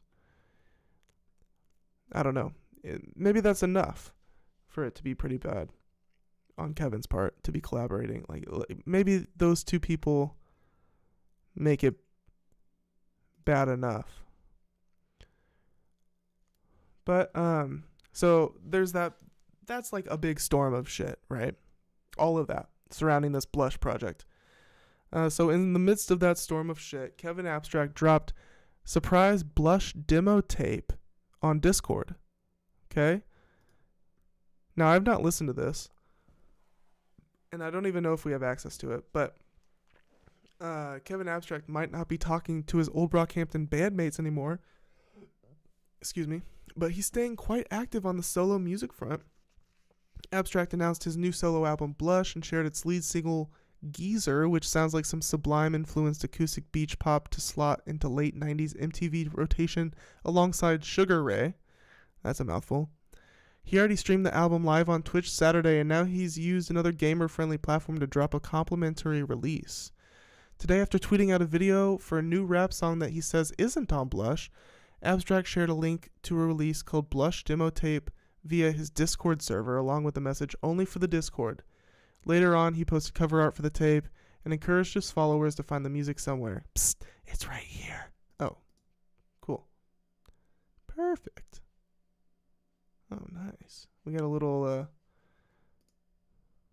thing there. Oh, this is excellent. 9 tracks, 29 minutes. Let's give it a listen. Oh, this is fun. I hope they don't claim me. Blush demo tape. This is a live reaction. I have not listened to this. Oh, this is good stuff. I'm excited. How can you forgive me if now I've gone astray? Can I download these? Gone for a minute, I'm back on the prowl. Talk to me nice and no talking at all. Ain't saving her number, I know she gon' call. Close to the sun, I ain't ready to fall. Bad little bitch and I'm grabbing her. Me and her smoke. This Amir verse isn't hitting the same after reading that the BDSM allegations, dude. It's not hitting the same. Every gram of the kush, back to the south side, back to the house. I remember living off changing the couch. All I wanted was a brand new life and a brand new dad and a brand new chance to change my path. I thank God for the time that we had. I lost mine and I found it again. We keep dying and rising again, rising again. I wish time was mine to change, cause I missed out on a lot of things. I done called God by a lot of names and I still hear back. All those friends that we can't get back, gone too soon, praying to the sun, but I howl at the moon. I lost mine and I still gave back and I still gave more till it ain't no more. Still don't know what I did that for. I cry right now, but I can't no more.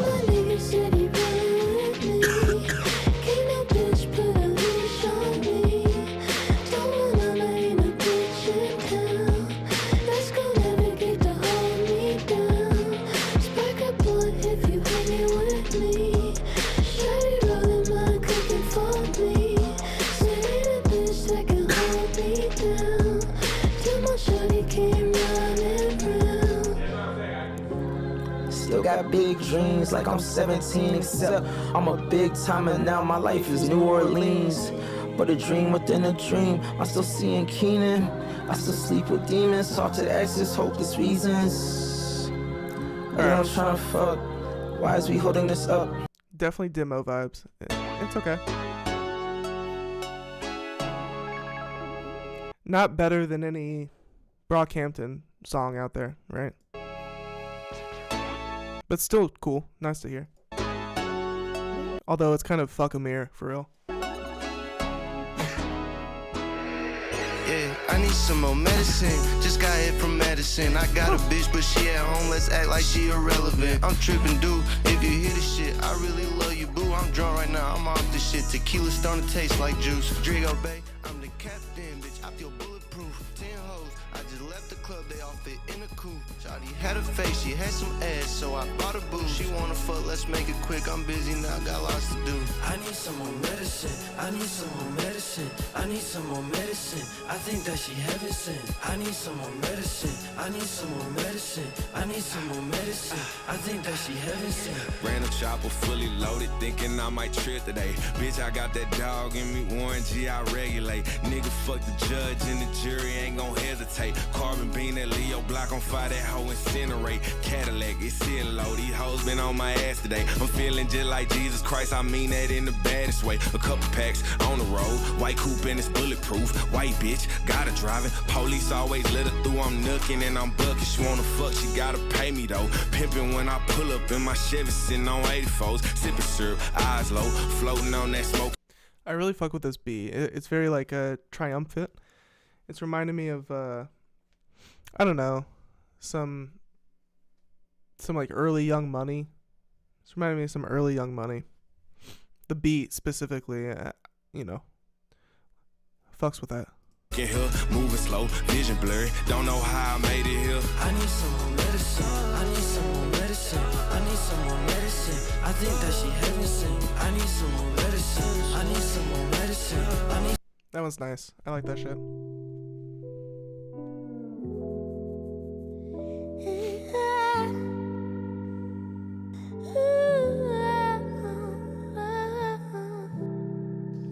This is the title track, titled Blush.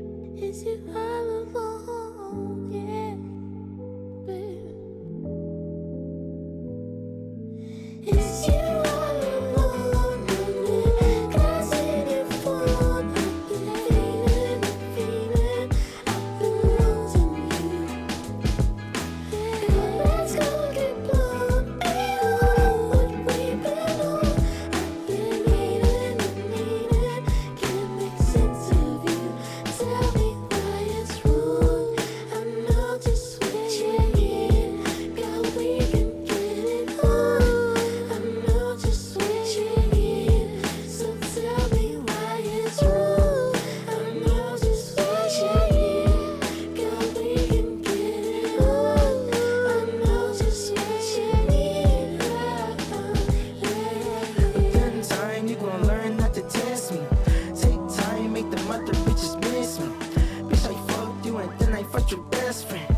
Sitting sideways, obsessed with widescreen.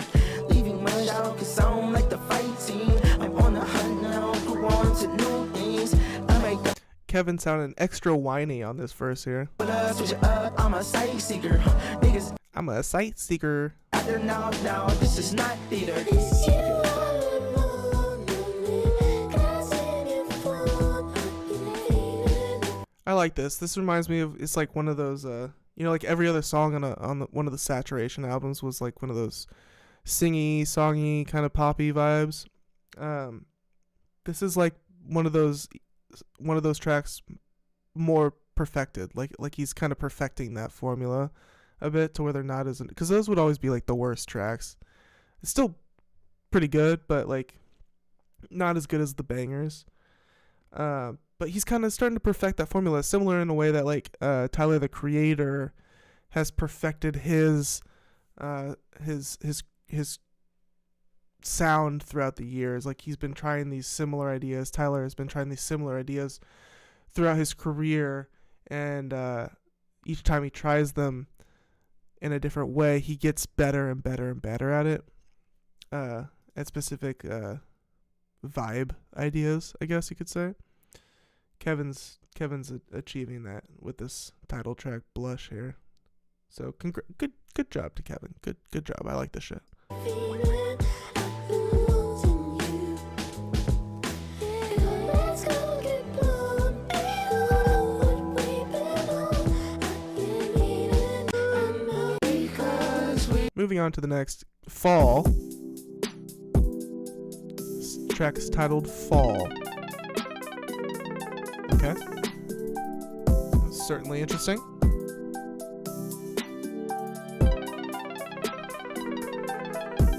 It's kind of cool. House is clear, focus snare. Hope you both know that I'm still here. What the no job gotta do with me for? 100,000 all these niggas, boy, I went for it. You the type of ex still stand up for. I'm not gonna lie, these are the tracks that aren't making the cut. I am very, very excited for what is making the cut. Especially with Geezer being the first single, which is a fantastic song. Like I have high hopes for this Blush album. The Blush demo tape is sounding nice. And maybe these are songs that do make the album. I mean, if these are demos, I imagine that maybe the finished versions will be on the album. I don't know. Maybe this is the album, or what it's about to be like. Something really ever since the fall, you've been big and touch me. You just said I burn. Dude, this is taking me there, man. This is taking me there. I'm very excited to be bumping this demo tape. I downloaded it already. It's about to be wrapped up with a bow in my Apple Music, if you know what I mean, bruh. Good shit. I'm right back to why you turn your back on me. Used to be your big homie. They was tryna back down me. Papa up by my line. Ever since the fall, you been big and touch me. You just said I burn. Always come right back to me. Why you turn your back on me? Used to be your big homie. They was tryna kill me on me. Use me for they seen on me. Everything I love. Everything you do, everything we are, know I love is true. Everything I love, everything you do, everything we are, know I love is true. Love and fear, bathed in greatness, says a nigga bad boy, I hate waiting. The Love and fear. pressure turned to a vacation, got me dancing with the devil and I hate sex. Alright, so not gonna lie, Kevin Abstract is the worst part of the song, but that's okay. We're still rocking with it. All right, next one. Don't you ever ask no for some change. This is the next song here.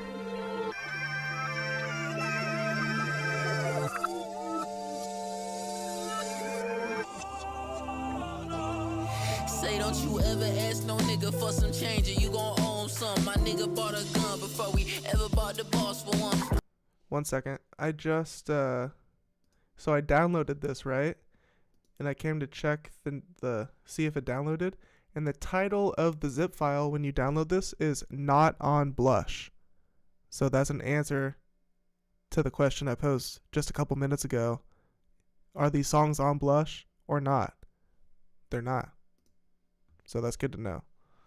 Cost him about 400, shit, I coulda ate off that for months. He paid in the worst way, that nigga spawned a couple runs. Ain't even have the boss to stick around, spend his money wrong. All that nigga cared about was violence and some shitty songs. Bumping off the speakers of a shitty whip and selling rocks. And if he went to jail, he couldn't bail himself up out the box. Then nigga, what you selling for? Trying to get up out the struggle. Nigga, you done smoked your own supply, now you in deep trouble. Call up Keisha, maybe she can spot you just a bit. But nigga, you won't ask until after she gon' let you hit. You ain't even gonna ask me how my day went, but you gon' sit up here and try and fuck to get some paper. Oh hell, she done caught on. Now you gotta switch it up. But she about just as fucked up as you, she still gave it up.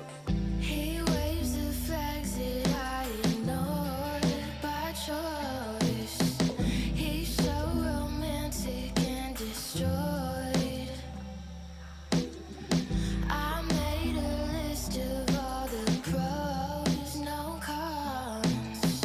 He could never be in the wrong, 'cause they're always Back to reality.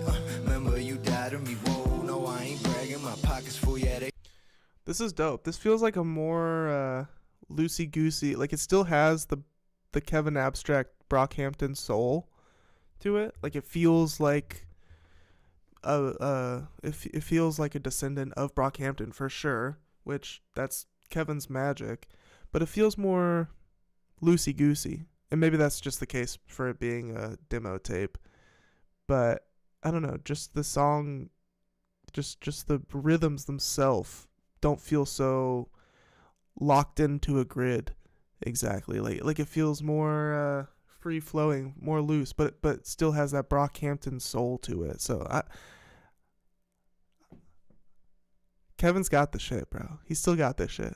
Like a hoe, you know, look like I sold my soul, but I can't go for that dough. Pusher can go for that dough. Put that on everyone's soul. I die right here in my mind before I go out with some cheetahs on me like Mexican hoes. We don't get friendly with those. Fuck you think I gave me toe? For you to go hit me now, but later you gon' want some. You left how your eyes gone. Break up when the dawn, cause my body getting hot. I feel like I'm stuck in a sauna. That bitch like a Lana, and I don't even want her. Your expensive stock, yeah. What the fuck is wrong with him? Heartbroken, I pop a stim. I guess I'll take it on my chin. These bitches asking when they gon' see me. I'm like, come again. Face down, reaching for. All right, next up, Oath with Amir, Diego, and Love Spells. You could either die in a box or a box Chevy. My Glock hold the bulk of my sins, it weighs heavy. The fiends want a 40 ball, and I'ma give it to him. My daddy used to sell it all, that's where I get it from. Bill collectors jail calls, and he ain't coming home. I was moving pounds when minutes was still on cell phone. I just tell the hoes what I want, that's why my bread long. Niggas want to plex and I shot him, that's why his head gone. They hit him with them holler points, cause he ain't get the point. If niggas want to kill you, they do it, and they ain't gonna tell you nothing. So I don't listen to you. We can get into it, and if you got something I want, nigga, give it to me. I smell the bitch in niggas. I just took a breath on this track, and now it's hitting different. Sleeping with the roaches and rats. But I like this beat. I do like this beat, and Amir is fine. It's just, I think I'm just kind of tired of Amir. Like, I just don't, creatively, even if he was like the nicest guy on earth, creatively, it's just so monotonous. He has never once switched up his flow. Not even once, dude. Never. Okay, so there's only so much of that I can take. Like, he's not very funny, which I think is someone like Bruiser Wolf, who maybe someone might argue that he sounds monotonous too. I would disagree, but I could see someone maybe trying to argue that. At least Bruiser Wolf is hilarious, right? Amir doesn't really have that for him. In fact, he has stuff working against him, stuff like those crazy accusations of a lot of violent accusations against him, different types of violence, spread amongst many different people. So I don't know. I don't pull it with 2 cups and a 2-liter. Bitch, I'm round town with a pocket heater. I done broke that bitch's spot, she told me go deeper. I done robbed the goofies, now they calling me the Reaper. I was known for making plays, call me the... Like, this part is way cooler. I guess this is Diego. This part is way cooler than the Amir verse. Street sweeper. You was taking fake perks, now you got a seizure. I got highs, I got lows, you want something cheaper. I say, bad bitch from the south with free form dreads. Contain myself when she call me, she wanna hit the bed. I told that bitch we ain't fucking, but can I get some head? And she like... Alright. Men on the Moon demo by Kevin Abstract. I feel I'm the only one that's left of me. I feel I'm the only one that's left of me. This man had big pipes. Chip ball, made a grip off him. This man had big pipes. Take one, made a grip out of him. Man, here we go again. Post with your folks, got me upset again. I don't think you understand what it's like to be your man. Still how I stand, I prefer back when you was only friends.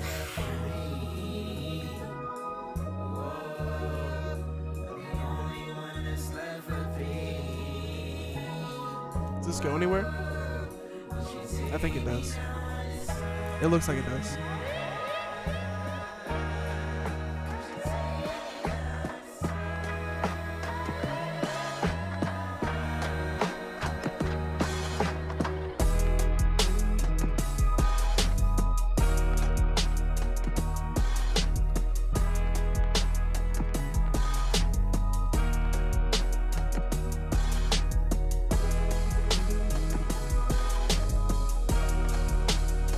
No, it doesn't go anywhere.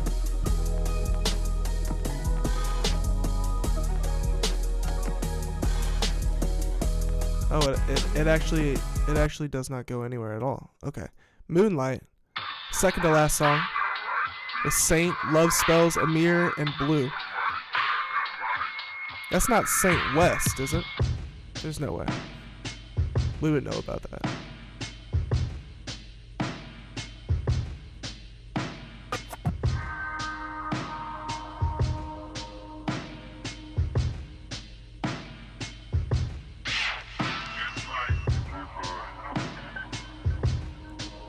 Is this just another beat? Oh, okay. Never on your way to meet me, just talking freely. Like I never stuck my neck out, trying to protect. This is a switch up. I'm down with this. Dirt on me, I'll throw your neck Don't down, call my trying to phone, I project. changed my number. Know that you still try that Hummer. Mama still think we together. Let's keep it like that forever. Sky is gray, you changed my weather. Went for milk, you take forever. Dipped on me just like my dad. Ain't think you would do me like that. Ain't think you would screw me like that. Miss when we were screwing my jack. Ain't think you would run so far. Tied your leash up at the park. Thinking who set us apart. Tell me, bitch, now was it wrong? Tell me, bitch, you broke my heart. Tell me, you didn't like my stars. Easy for you to leave. Know you're painting me dim, and that's how they seem. Way to meet me, just talking free. Like I never stuck my neck out, trying to protect. All my life I had to fight. I broke my heart and grabbed the mic. I grabbed my lean. Yeah, Amir is just a big stain on this album. I don't know how much he's going to be on Blush itself, but I imagine he's going to be on there quite a bit. Which is pretty disappointing, because yeah, he is not only are his accusations a stain on this album, but his contributions are just not that awesome. Like, they're just not. I don't know what Kevin's. I mean, they're just good friends. I mean, I like the appeal of Mir at first, you know, when I first heard him on Brockhampton, but it's not. It's just not exciting enough at this point. It's just not it's not enough to keep me hooked for this long without switching it up at all for 8 years. Not even one different flow. All right, so last track here, On My Son. On my son ain't no room for that emotion. Too complicated for the rules that you wrote in. Stuck around after my heart got broken. I'm with you, but I cannot deal with the commotion. Back in disorder. It's shame on me, I need you to notice me now. When we speak, it's like God, turn our poetry down, The thermostat off, you a couple stats off from being too nonchalant. The type of proper that is hot, the type of chopper that I cop to piss all your brothers off. Miscommunication, Congratulations, What's the matter, baby? That's a whole lot of paper. Coming in, you should grab it. Thank God we made it. I'm back in South with them boys, now they aggravated. Keep them flexing, all they know is you ain't see Jamaica. About you throughout all the silence, so now I'm glad we made it out. You show me. And backhand is open. And backhand is. A backhand is. Okay, I see why this one didn't make the album, but it's just unfinished. You know, it's a cool idea. Not finished though.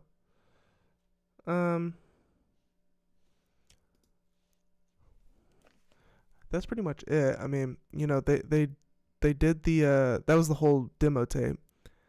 So they dropped this demo tape, they as in Kevin, and then they dropped the first single to the album. Geezer is the title of the single, and the album comes out next week. And that's where it is. That's where we're at with Kevin Abstract and Blush and the drama. I think I got Blush right in here. Let's take a look.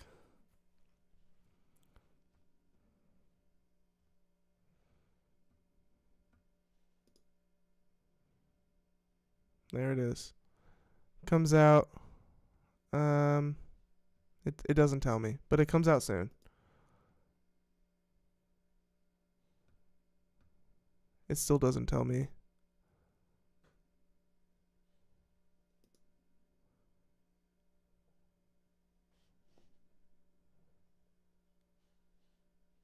June 27th. So yeah. Like 11 days. I'm back. I'm fucking back. Y'all thought I left? Hell nah. I just had to take care of business. I had to take care of some business. Hell no, I wasn't gone. Hell yes, we still have more to do. That coffee has fully kicked in. I am way less tired now than I was a couple hours ago. And I was watching some of the stream back, and it looks great. We're doing good. You know, a little choppiness here and there, but never hurt anybody.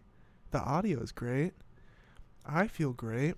The stories are great. That blush segment was fantastic. We listened to the whole blush demos, and it's got me very excited for what's to come. Very, very excited. So let's see here. We have options of what to talk about next, and if I had an audience, I would poll. I would do a poll to see what people want to listen to, but since it's just me, I'll be the one to pick. I'll be the one to decide here.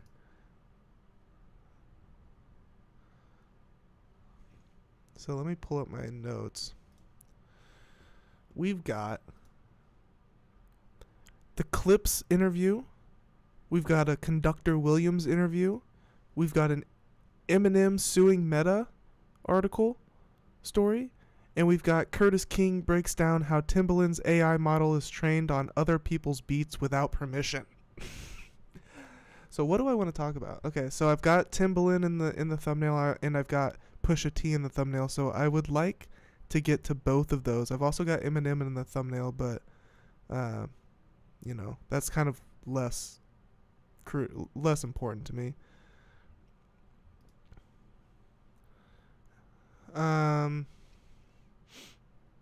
So I think I'm gonna hit the Curitss King Timbaland thing. Okay. Now I'm not too familiar with the story. I kind of just quickly learned about it today because this is actually shout out to Curitss King for real, because he's been getting a lot of love for this video. I've been seeing him. YouTube is definitely pushing this video of his, and I'll show you what I'm talking about here. Also, it was on Hip Hop Head's Reddit today, just organically. You know, I just saw it organically. Producer Curitss King breaks down how Timbaland and AI platform Suno, which that's the name of the company, I couldn't remember it earlier. It's an AI platform called Suno. They're stealing original beats from unknown producers to train their AI model. And so I watched most of this video by Curitss King. It's a nice video. It's good, well researched, and we will watch a clip of it. But before we watch that clip, I want to just kind of read this article, which this is the article. Actually, it's not the same article read in the the Curitss King video, but this is actually a more recent article than what Curitss King reads in his video. So I'll go ahead and read this article, which came out in October of last year. Suno, with a $500 million valuation, has admitted training its AI on copyrighted music. It just named Timbaland as a strategic advisor. So this article is really just stating the news about Timbaland joining as a strategic advisor after the company admitted to training its AI on copyrighted music. So not a great look for Timbaland, and really he stepped into the shit after being told that it was shit to his face. He said, "That's not shit," and stepped on in it anyways. when everybody can clearly see it's shit. So what's going on with Timbaland? I don't know. He's probably just kind of dumb, but also I'm sure he got the bag, right? So I don't know. You tell me who's dumb. But he's certainly getting fire for backlash from this decision of his to join this company. Let's read the article. AI music generator Suno is one of the most controversial entities in the music business today. In June, the $500 million company was sued by the major record companies along with fellow AI firm Udio for allegedly training their systems using the majors' recordings without permission, an accusation they pretty much admitted to in court filings in August. The legal headache and negative perception in the record industry doesn't seem to have stopped one Grammy-winning artist and producer from working with the company. Timbaland has formed an official partnership with Suno, joining the platform as a strategic advisor after what it says were months of him being a top user of the platform. In a statement issued with the official announcement on Tuesday, Timbaland said that by combining forces with Suno, we have a unique opportunity to make AI work for the artist community and not the other way around. That sounds wonderful, you know. Working for the artist. Timbaland is out here working for the artist, right? He added, we're seizing that opportunity and we're going to open up the floodgates for generations of artists to flourish on this new frontier. All right.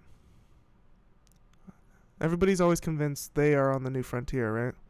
According to Suno, in his new capacity as a strategic advisor, Timbaland will be taking an active role and will support the company with day-to-day product development and strategic creative direction, quote, in order to ensure new generative music tools will meet the needs of both established and emerging artists.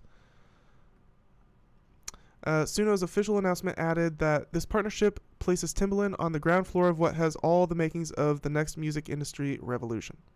What, like, they're like, what? It's just like auto-tune, bro.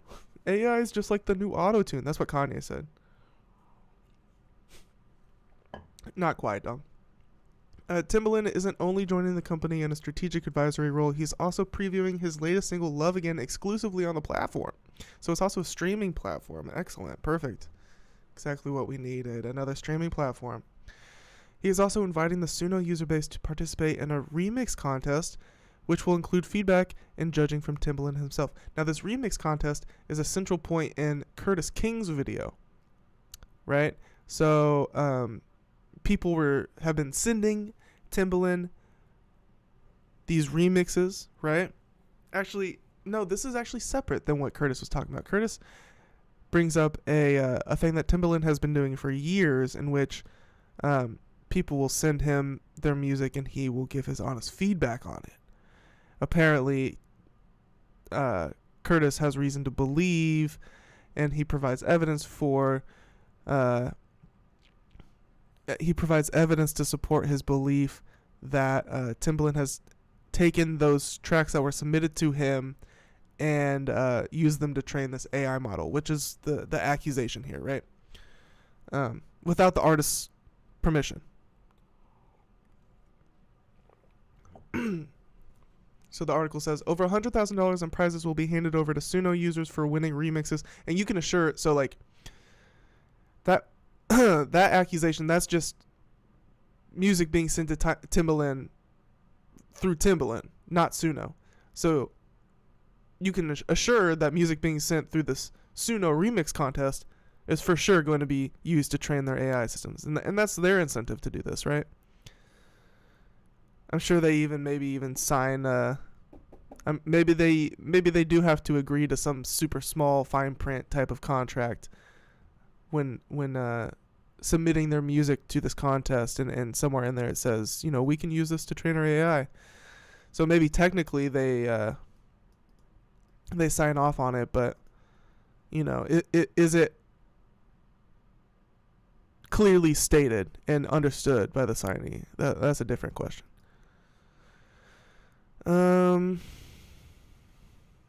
So let's watch the video. Let's see what's going on here, right? Timbaland, he looks happy as hell, right? We're on the frontier, baby. Come on, man. Come on, man. He's like, I did that shit, right? He's so excited. He did that shit, right? That's really all we need to see because I'm gonna move on to the Curitss King portion here. Let me cue this up, okay? So shout out Curitss King. DIYers. So this is a really, really unfortunate story, and I'm going to try my best to reserve judgment with. So he kind of he covers a lot of the stuff I just covered. There is this part where so Timbaland was confronted by Young Guru about this on like a live stream here. They're asking him questions, you know, kind of grilling him. So Curitss covers that.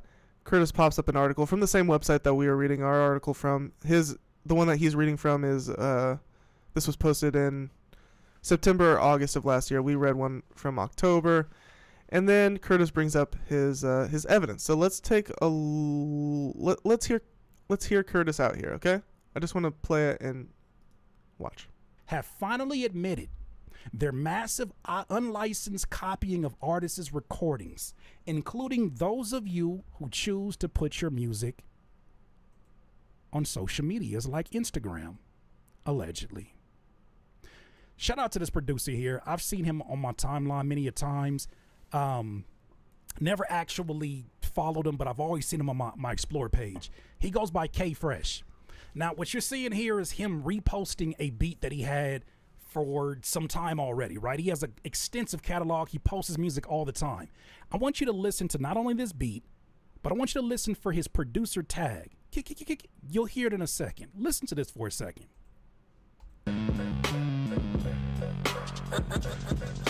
You heard that? Pay attention to that.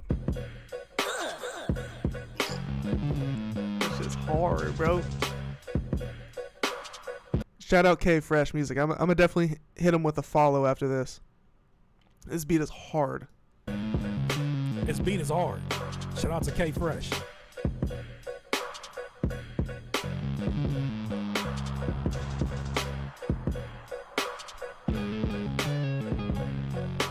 Okay, so you get the gist of it. Yes, sir. Yes, I do. Look at this video. First off, can we just take a moment to appreciate like what is going on here, Timbaland? Like, not only are his actions fried, but his fucking head is fried, bro. He looks like a hard-boiled egg, dude. He looks like he's really like rubbing those last two brain cells together to come up with a prompt for this AI model. Tell me what you hear. Now, he is scraping those brain cells together, dude. They are just like rusty and they are just scraping against each other like two rocks. This video was posted some months ago, so it's already been in circulation. Nobody just did this after all of the announcements came out about Tata.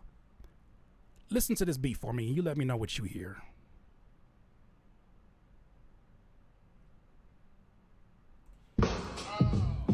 Dude, his eyes look like they're falling out of his skull. What the fuck, man? Don't do drugs, kids. Don't do drugs.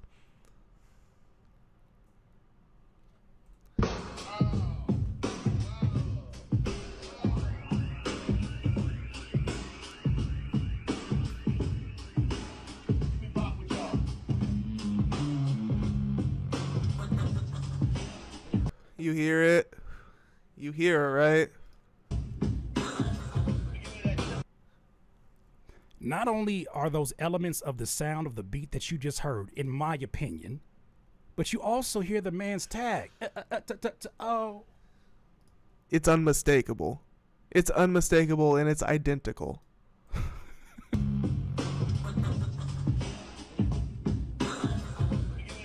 What are we? And Timbaland is sitting there like he did something, bro. He's literally like Justin Bieber in that video, in the trying to conduct an orchestra. If you know, you know. What are you doing here?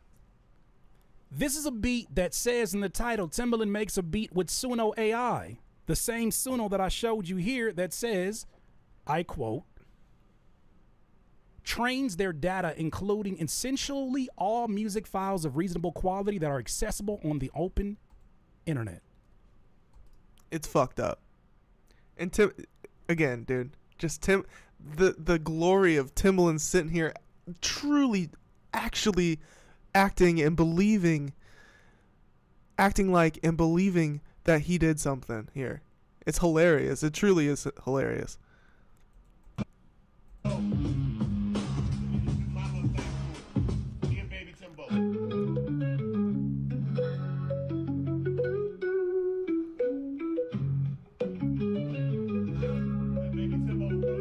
Now there's Baby Timbo.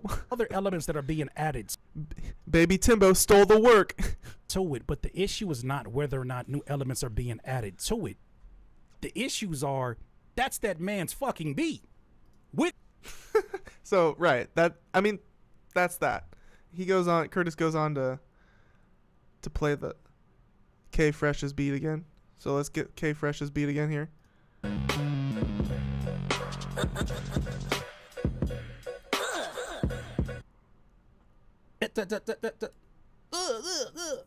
That's his version of must it on a beat, ho, right? That's his beat tag.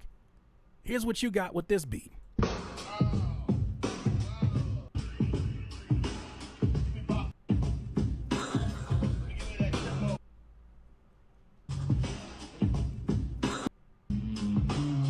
Same shit. And Timbaland,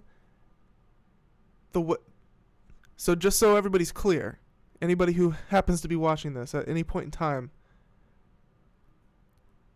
Timbaland created this beat by typing in a prompt to an AI model, which then spit this out.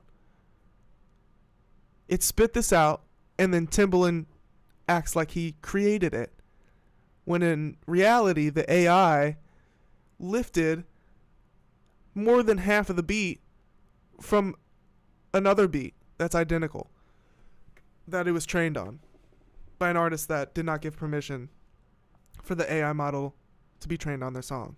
It's bananas, dude. It's bananas. And so happily, like, luckily Timbaland is not getting away with this shit. Sometimes you never know, like a legend, like in music or any type of legend will go into a business venture, and some people will be duped, even if it's like shady or sketchy. It's like, but it's this person. Doesn't seem like anybody's falling for this, not even for a second. Timbaland is immediately being confronted by his peers on fucking Zoom or on stream. So, and here's Curitss King. I mean, this video is doing pretty well for Curitss King. I don't know what he usually gets, but from a quick glance, it looked like this one was getting double what he usually kind of gets. 21K on a video like this, at least. So shout out Curitss. When I got questions. So yeah, we got questions, Timbaland. We got questions, right? Let's see. Was that it for that? I thought I had more.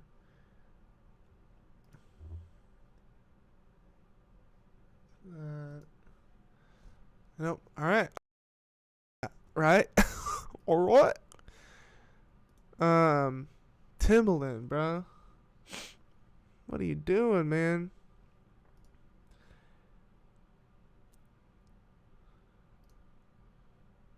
Should we read the we could read the Clipse interview, although that's kind of old at this point. I'm not going to read the Clipse interview. You should go check it out though. It's the GQ.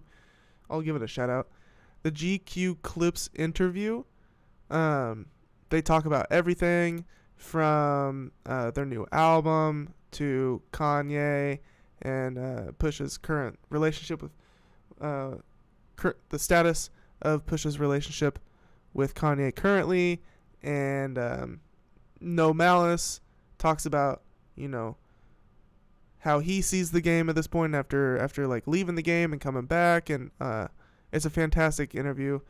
I was thinking about reading it, but it's very long, and I've already read it, so it's not that interesting for me. But Push is in the title because he's a dad, and I was thinking about reading it, so I recommend you go read this. You should go read this. It's great. I kind of want to learn about. What do we want to learn about? We did Brockhampton. We did Curitss King. I want to read the Conductor Williams interview. By the way, I hope some people out there are enjoying my Go Rage Live stream series. We've done 4 episodes now. It's my music production stream. It's been fun. It's been very fun. The last one we did a lot of recording with my Pocket Operator Modular 400 teenage engineering product. It's like a desktop modular synth that you can't add or remove mods from, but it's built and designed like a modular synth, and it's really cool. We got some cool recordings out of it. I'm gonna do another Go Rage Live. Gonna do Go Rage Live number 5 very soon because I've been thinking about those recordings and I want to organize them a bit and build something from them. So we'll be doing that this week, and it'll be fun. So hopefully people join us for that. And by the way, if you're watching this, give this video a thumbs up if you're enjoying this content, because I love you. All right, let's see here.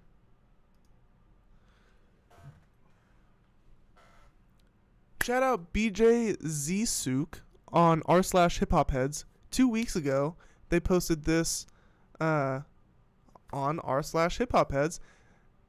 This post titled, "I interviewed Conductor Williams about walking away from a 20-year railway career to make beats full time." So if you don't know, or if you don't know who Conductor Williams is, and I'm sure he'll get into it in this interview, but he is a hip-hop producer. Not a rapper, not a singer, not a visual artist, not a break dancer, some crazy shit. No, he is a music producer. But his production is very unique in all seriousness. And you just kind of got to hear it to believe it. But he takes samples and stretches them out until their fibers are strong. I don't know how else to describe it. I mean, it's fucking crazy. But he's from my city. At least he lives in the same city that I do, KC. So that's a cool fact. And he just released this amazing project with Rome Streets that I talked about earlier in the stream, titled Train Spotting. So I guess this is an interview kind of promoting that album. But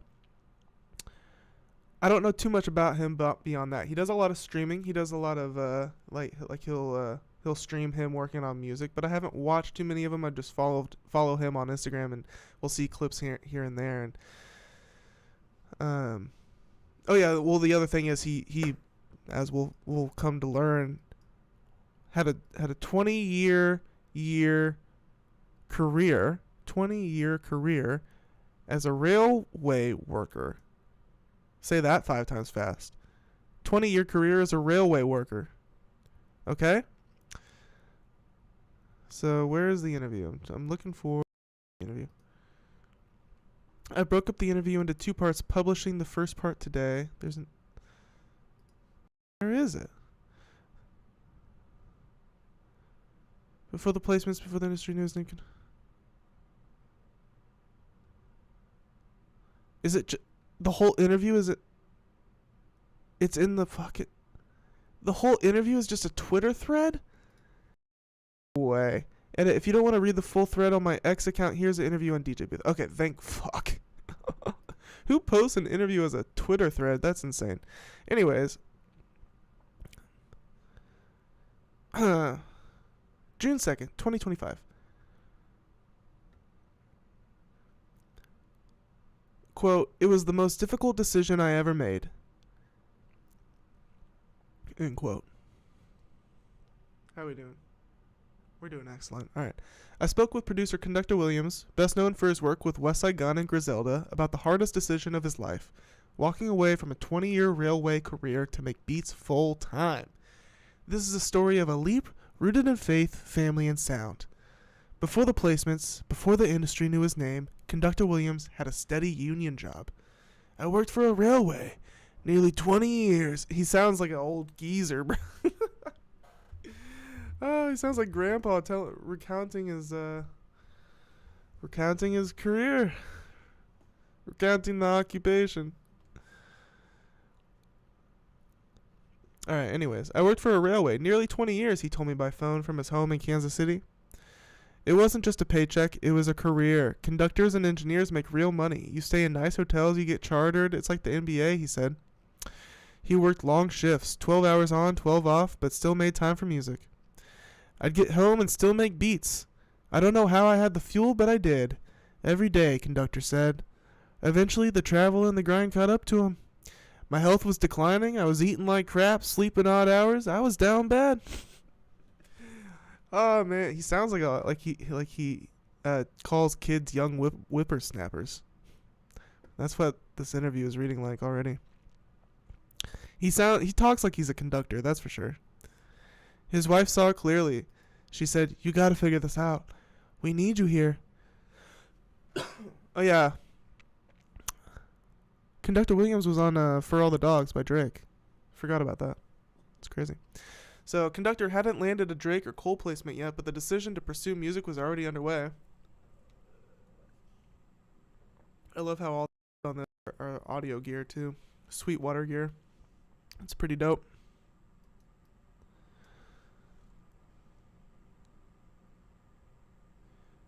Quote, "My heart is in the music," Conductor shared.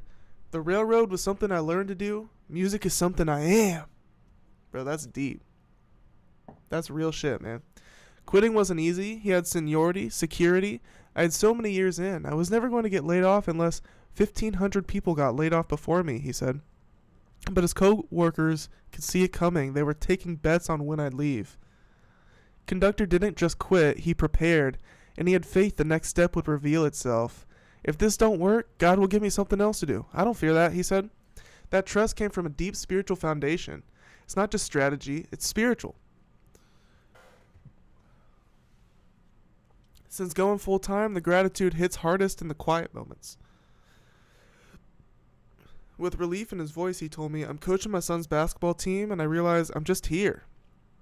I'm not watching the clock. I'm not drained. I'm present." That sounds nice, dude. I feel drained often. I also have a 3-year-old. That's tough, but gotta cut myself some slack, right? Alright, Conductor remembers the old life vividly. "I'd be at a soccer game, hadn't slept in 36 hours.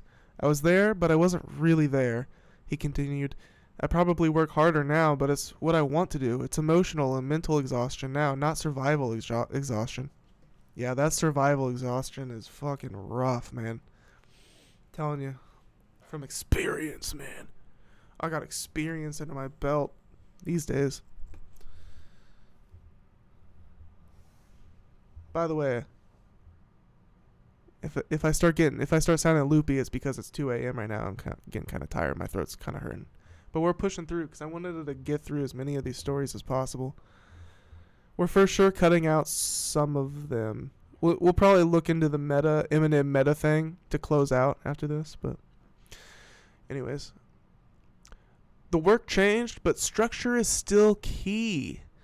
I wake up at 4 a.m., work before the kids get up. Wait, he wakes up at 4?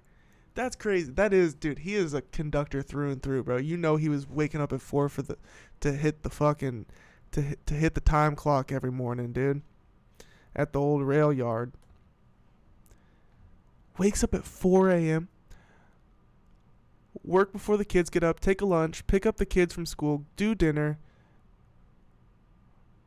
Maybe hit the lab again. That's how it works. And the creative fire hasn't dimmed. I feel now how I felt when I first got my MPC.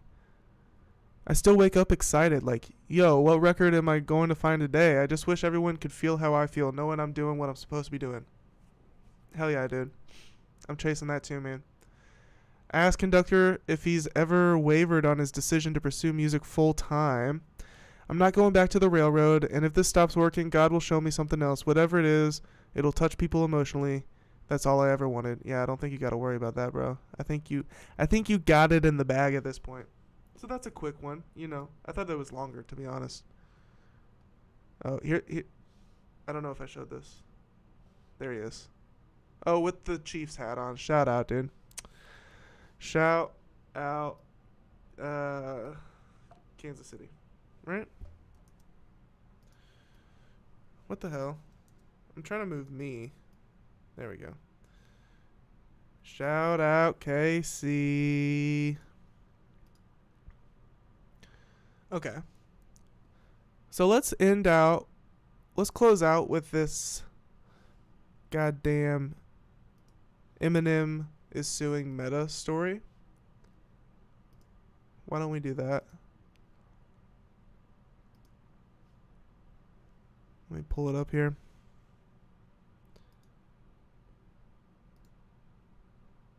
Eminem suing Meta. I know everybody's wondering what's the deal with the Eminem Meta lawsuit. The streets are clamoring to know. Well, I'll give it to you. I'll calm down, people. I'll be the one. I'll give it to them. I'll give them what they want. Eminem sues Meta for unauthorized use of his music.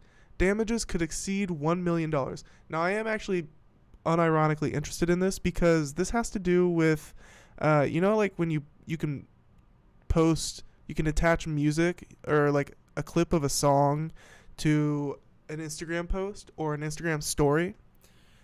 I'm pretty sure that's what Eminem is suing over, or Eminem's production company is suing Meta over, because you can put clips of Eminem's songs that were, and these songs were not, I think they were actually actively unapproved by Eminem's production team or production company, and Meta still put them on anyways. And I actually put this to test today, kind of accidentally. I went to post this Scratched Up Live number 39 announcement on Instagram, and I wanted to tag the song My Dad's Gone Crazy by Eminem in it because it's like a Father's Day theme, but it wasn't on Meta. And I wondered at that point, I'm like, oh shit, isn't Eminem suing Facebook or Meta for this exact thing? I was, it may or may not be related. The fact that My Dad's Gone Crazy isn't on there, I assume that it is related. But this was, all right, let's see here. This was posted June 3rd. It says on The Wrap, by the way, therap.com. Eminem is suing Meta, the parent company of Facebook, Instagram, and WhatsApp, for alleged unauthorized distribution of his songs without a valid license through the use of Reels remix and original audio. Potential damages could be more than $1 million, as 8 Mile Style is seeking statutory damages of up to $150,000 per song per platform. The Lose Yourself rapper filed the suit on May 30th in Michigan through his production company, 8 Mile Style. And I also want to add that while My Dad's Gone Crazy was not on the music search on Instagram, there were other Eminem songs available. So maybe it's just certain songs got pulled. I don't know what's going on there, or maybe it was never on there to begin with. I do not know at this point. So continuing on, the suit obtained by The Wrap alleges that Eminem's songs were made available in Meta's music libraries and were used in user-generated content via tools like Reels Remix and original audio, resulting in the songs being used in millions of videos and streamed billions of times. And we're talking like 30-second clips of the song. So not the full song, not even half the song, typically. 15-second to 30-second clips.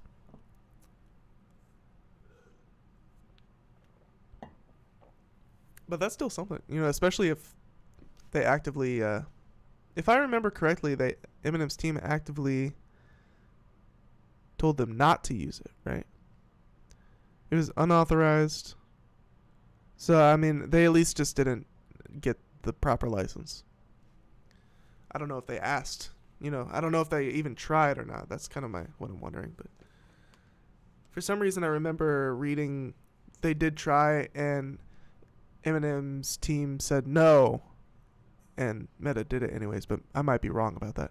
The legal paperwork states that Meta sought to obtain licenses through Audium Inc., a digital royalty collection and payment engine authority, which 8 Mile Style says it did not grant to Audium. Yeah, okay, so all I had to do was read just one more sentence.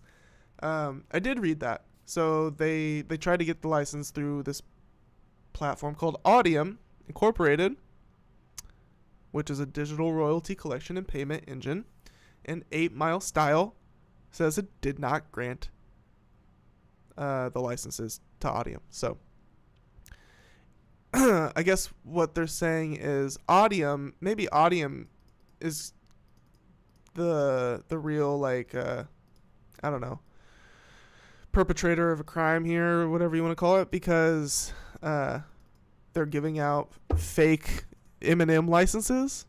So maybe Meta was just duped. I could see that, them taking that defense. In the suit, the Mark Zuckerberg company is accused of rampant infringement of 8 Mile compositions, but also of knowing infringement, going on to state that the company encouraged billions of users of its online services to do so, all willfully and without a license. The paperwork also claims, thus, as Meta knows, it does not enjoy and is not eligible for the Digital Millennium Copyright Act's DMCA safe harbor provisions. Despite removing some songs after complaints, such as Lose Yourself, so they did remove some songs. I imagine Dad's Gone Crazy was on there at some point, and if I had to guess, it was removed because of this lawsuit. The suit claims that the company continues to host unauthorized cover and instrumental versions. Ruh-roh.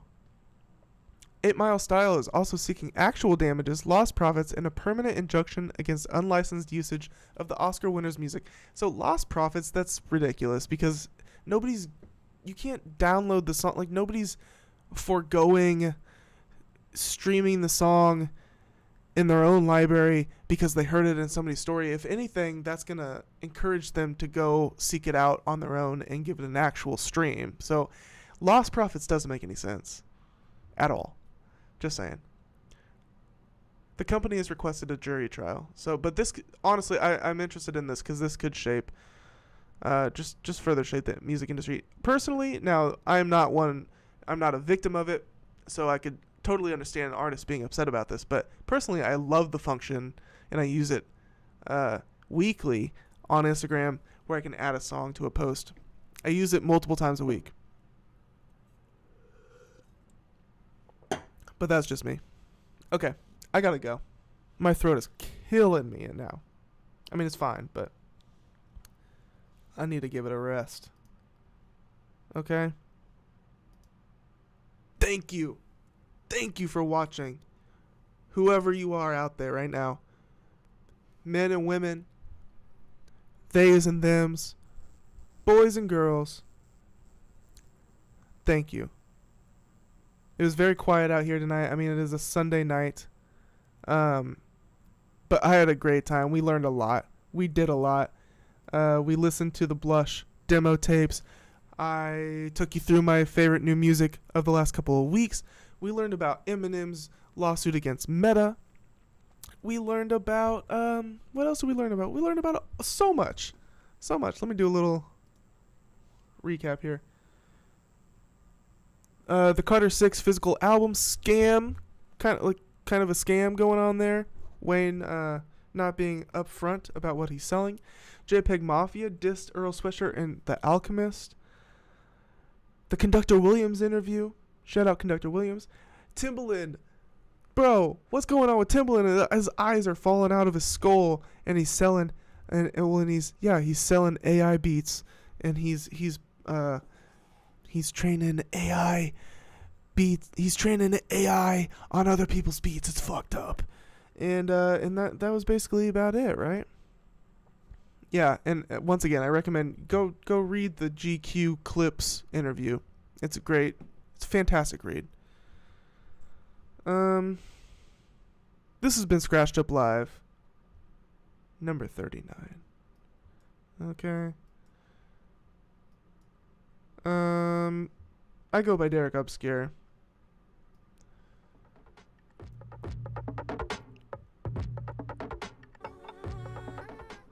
Make sure to give this video a thumbs up. Subscribe to Quarter Day Recordings. It's your first stop for hip-hop discussion and music production. Follow Quarter Day Recordings on Instagram at Quarter Day Recordings. On Threads at Quarter Day Recordings. On TikTok at Quarter Day Recordings. You can also follow me on social media at Derek Obscure. All those sites, baby. Thank you for sticking through technical difficulties. although nobody was here, and I'm going to cut them all out. Love you too for letting me do that. Have a good night.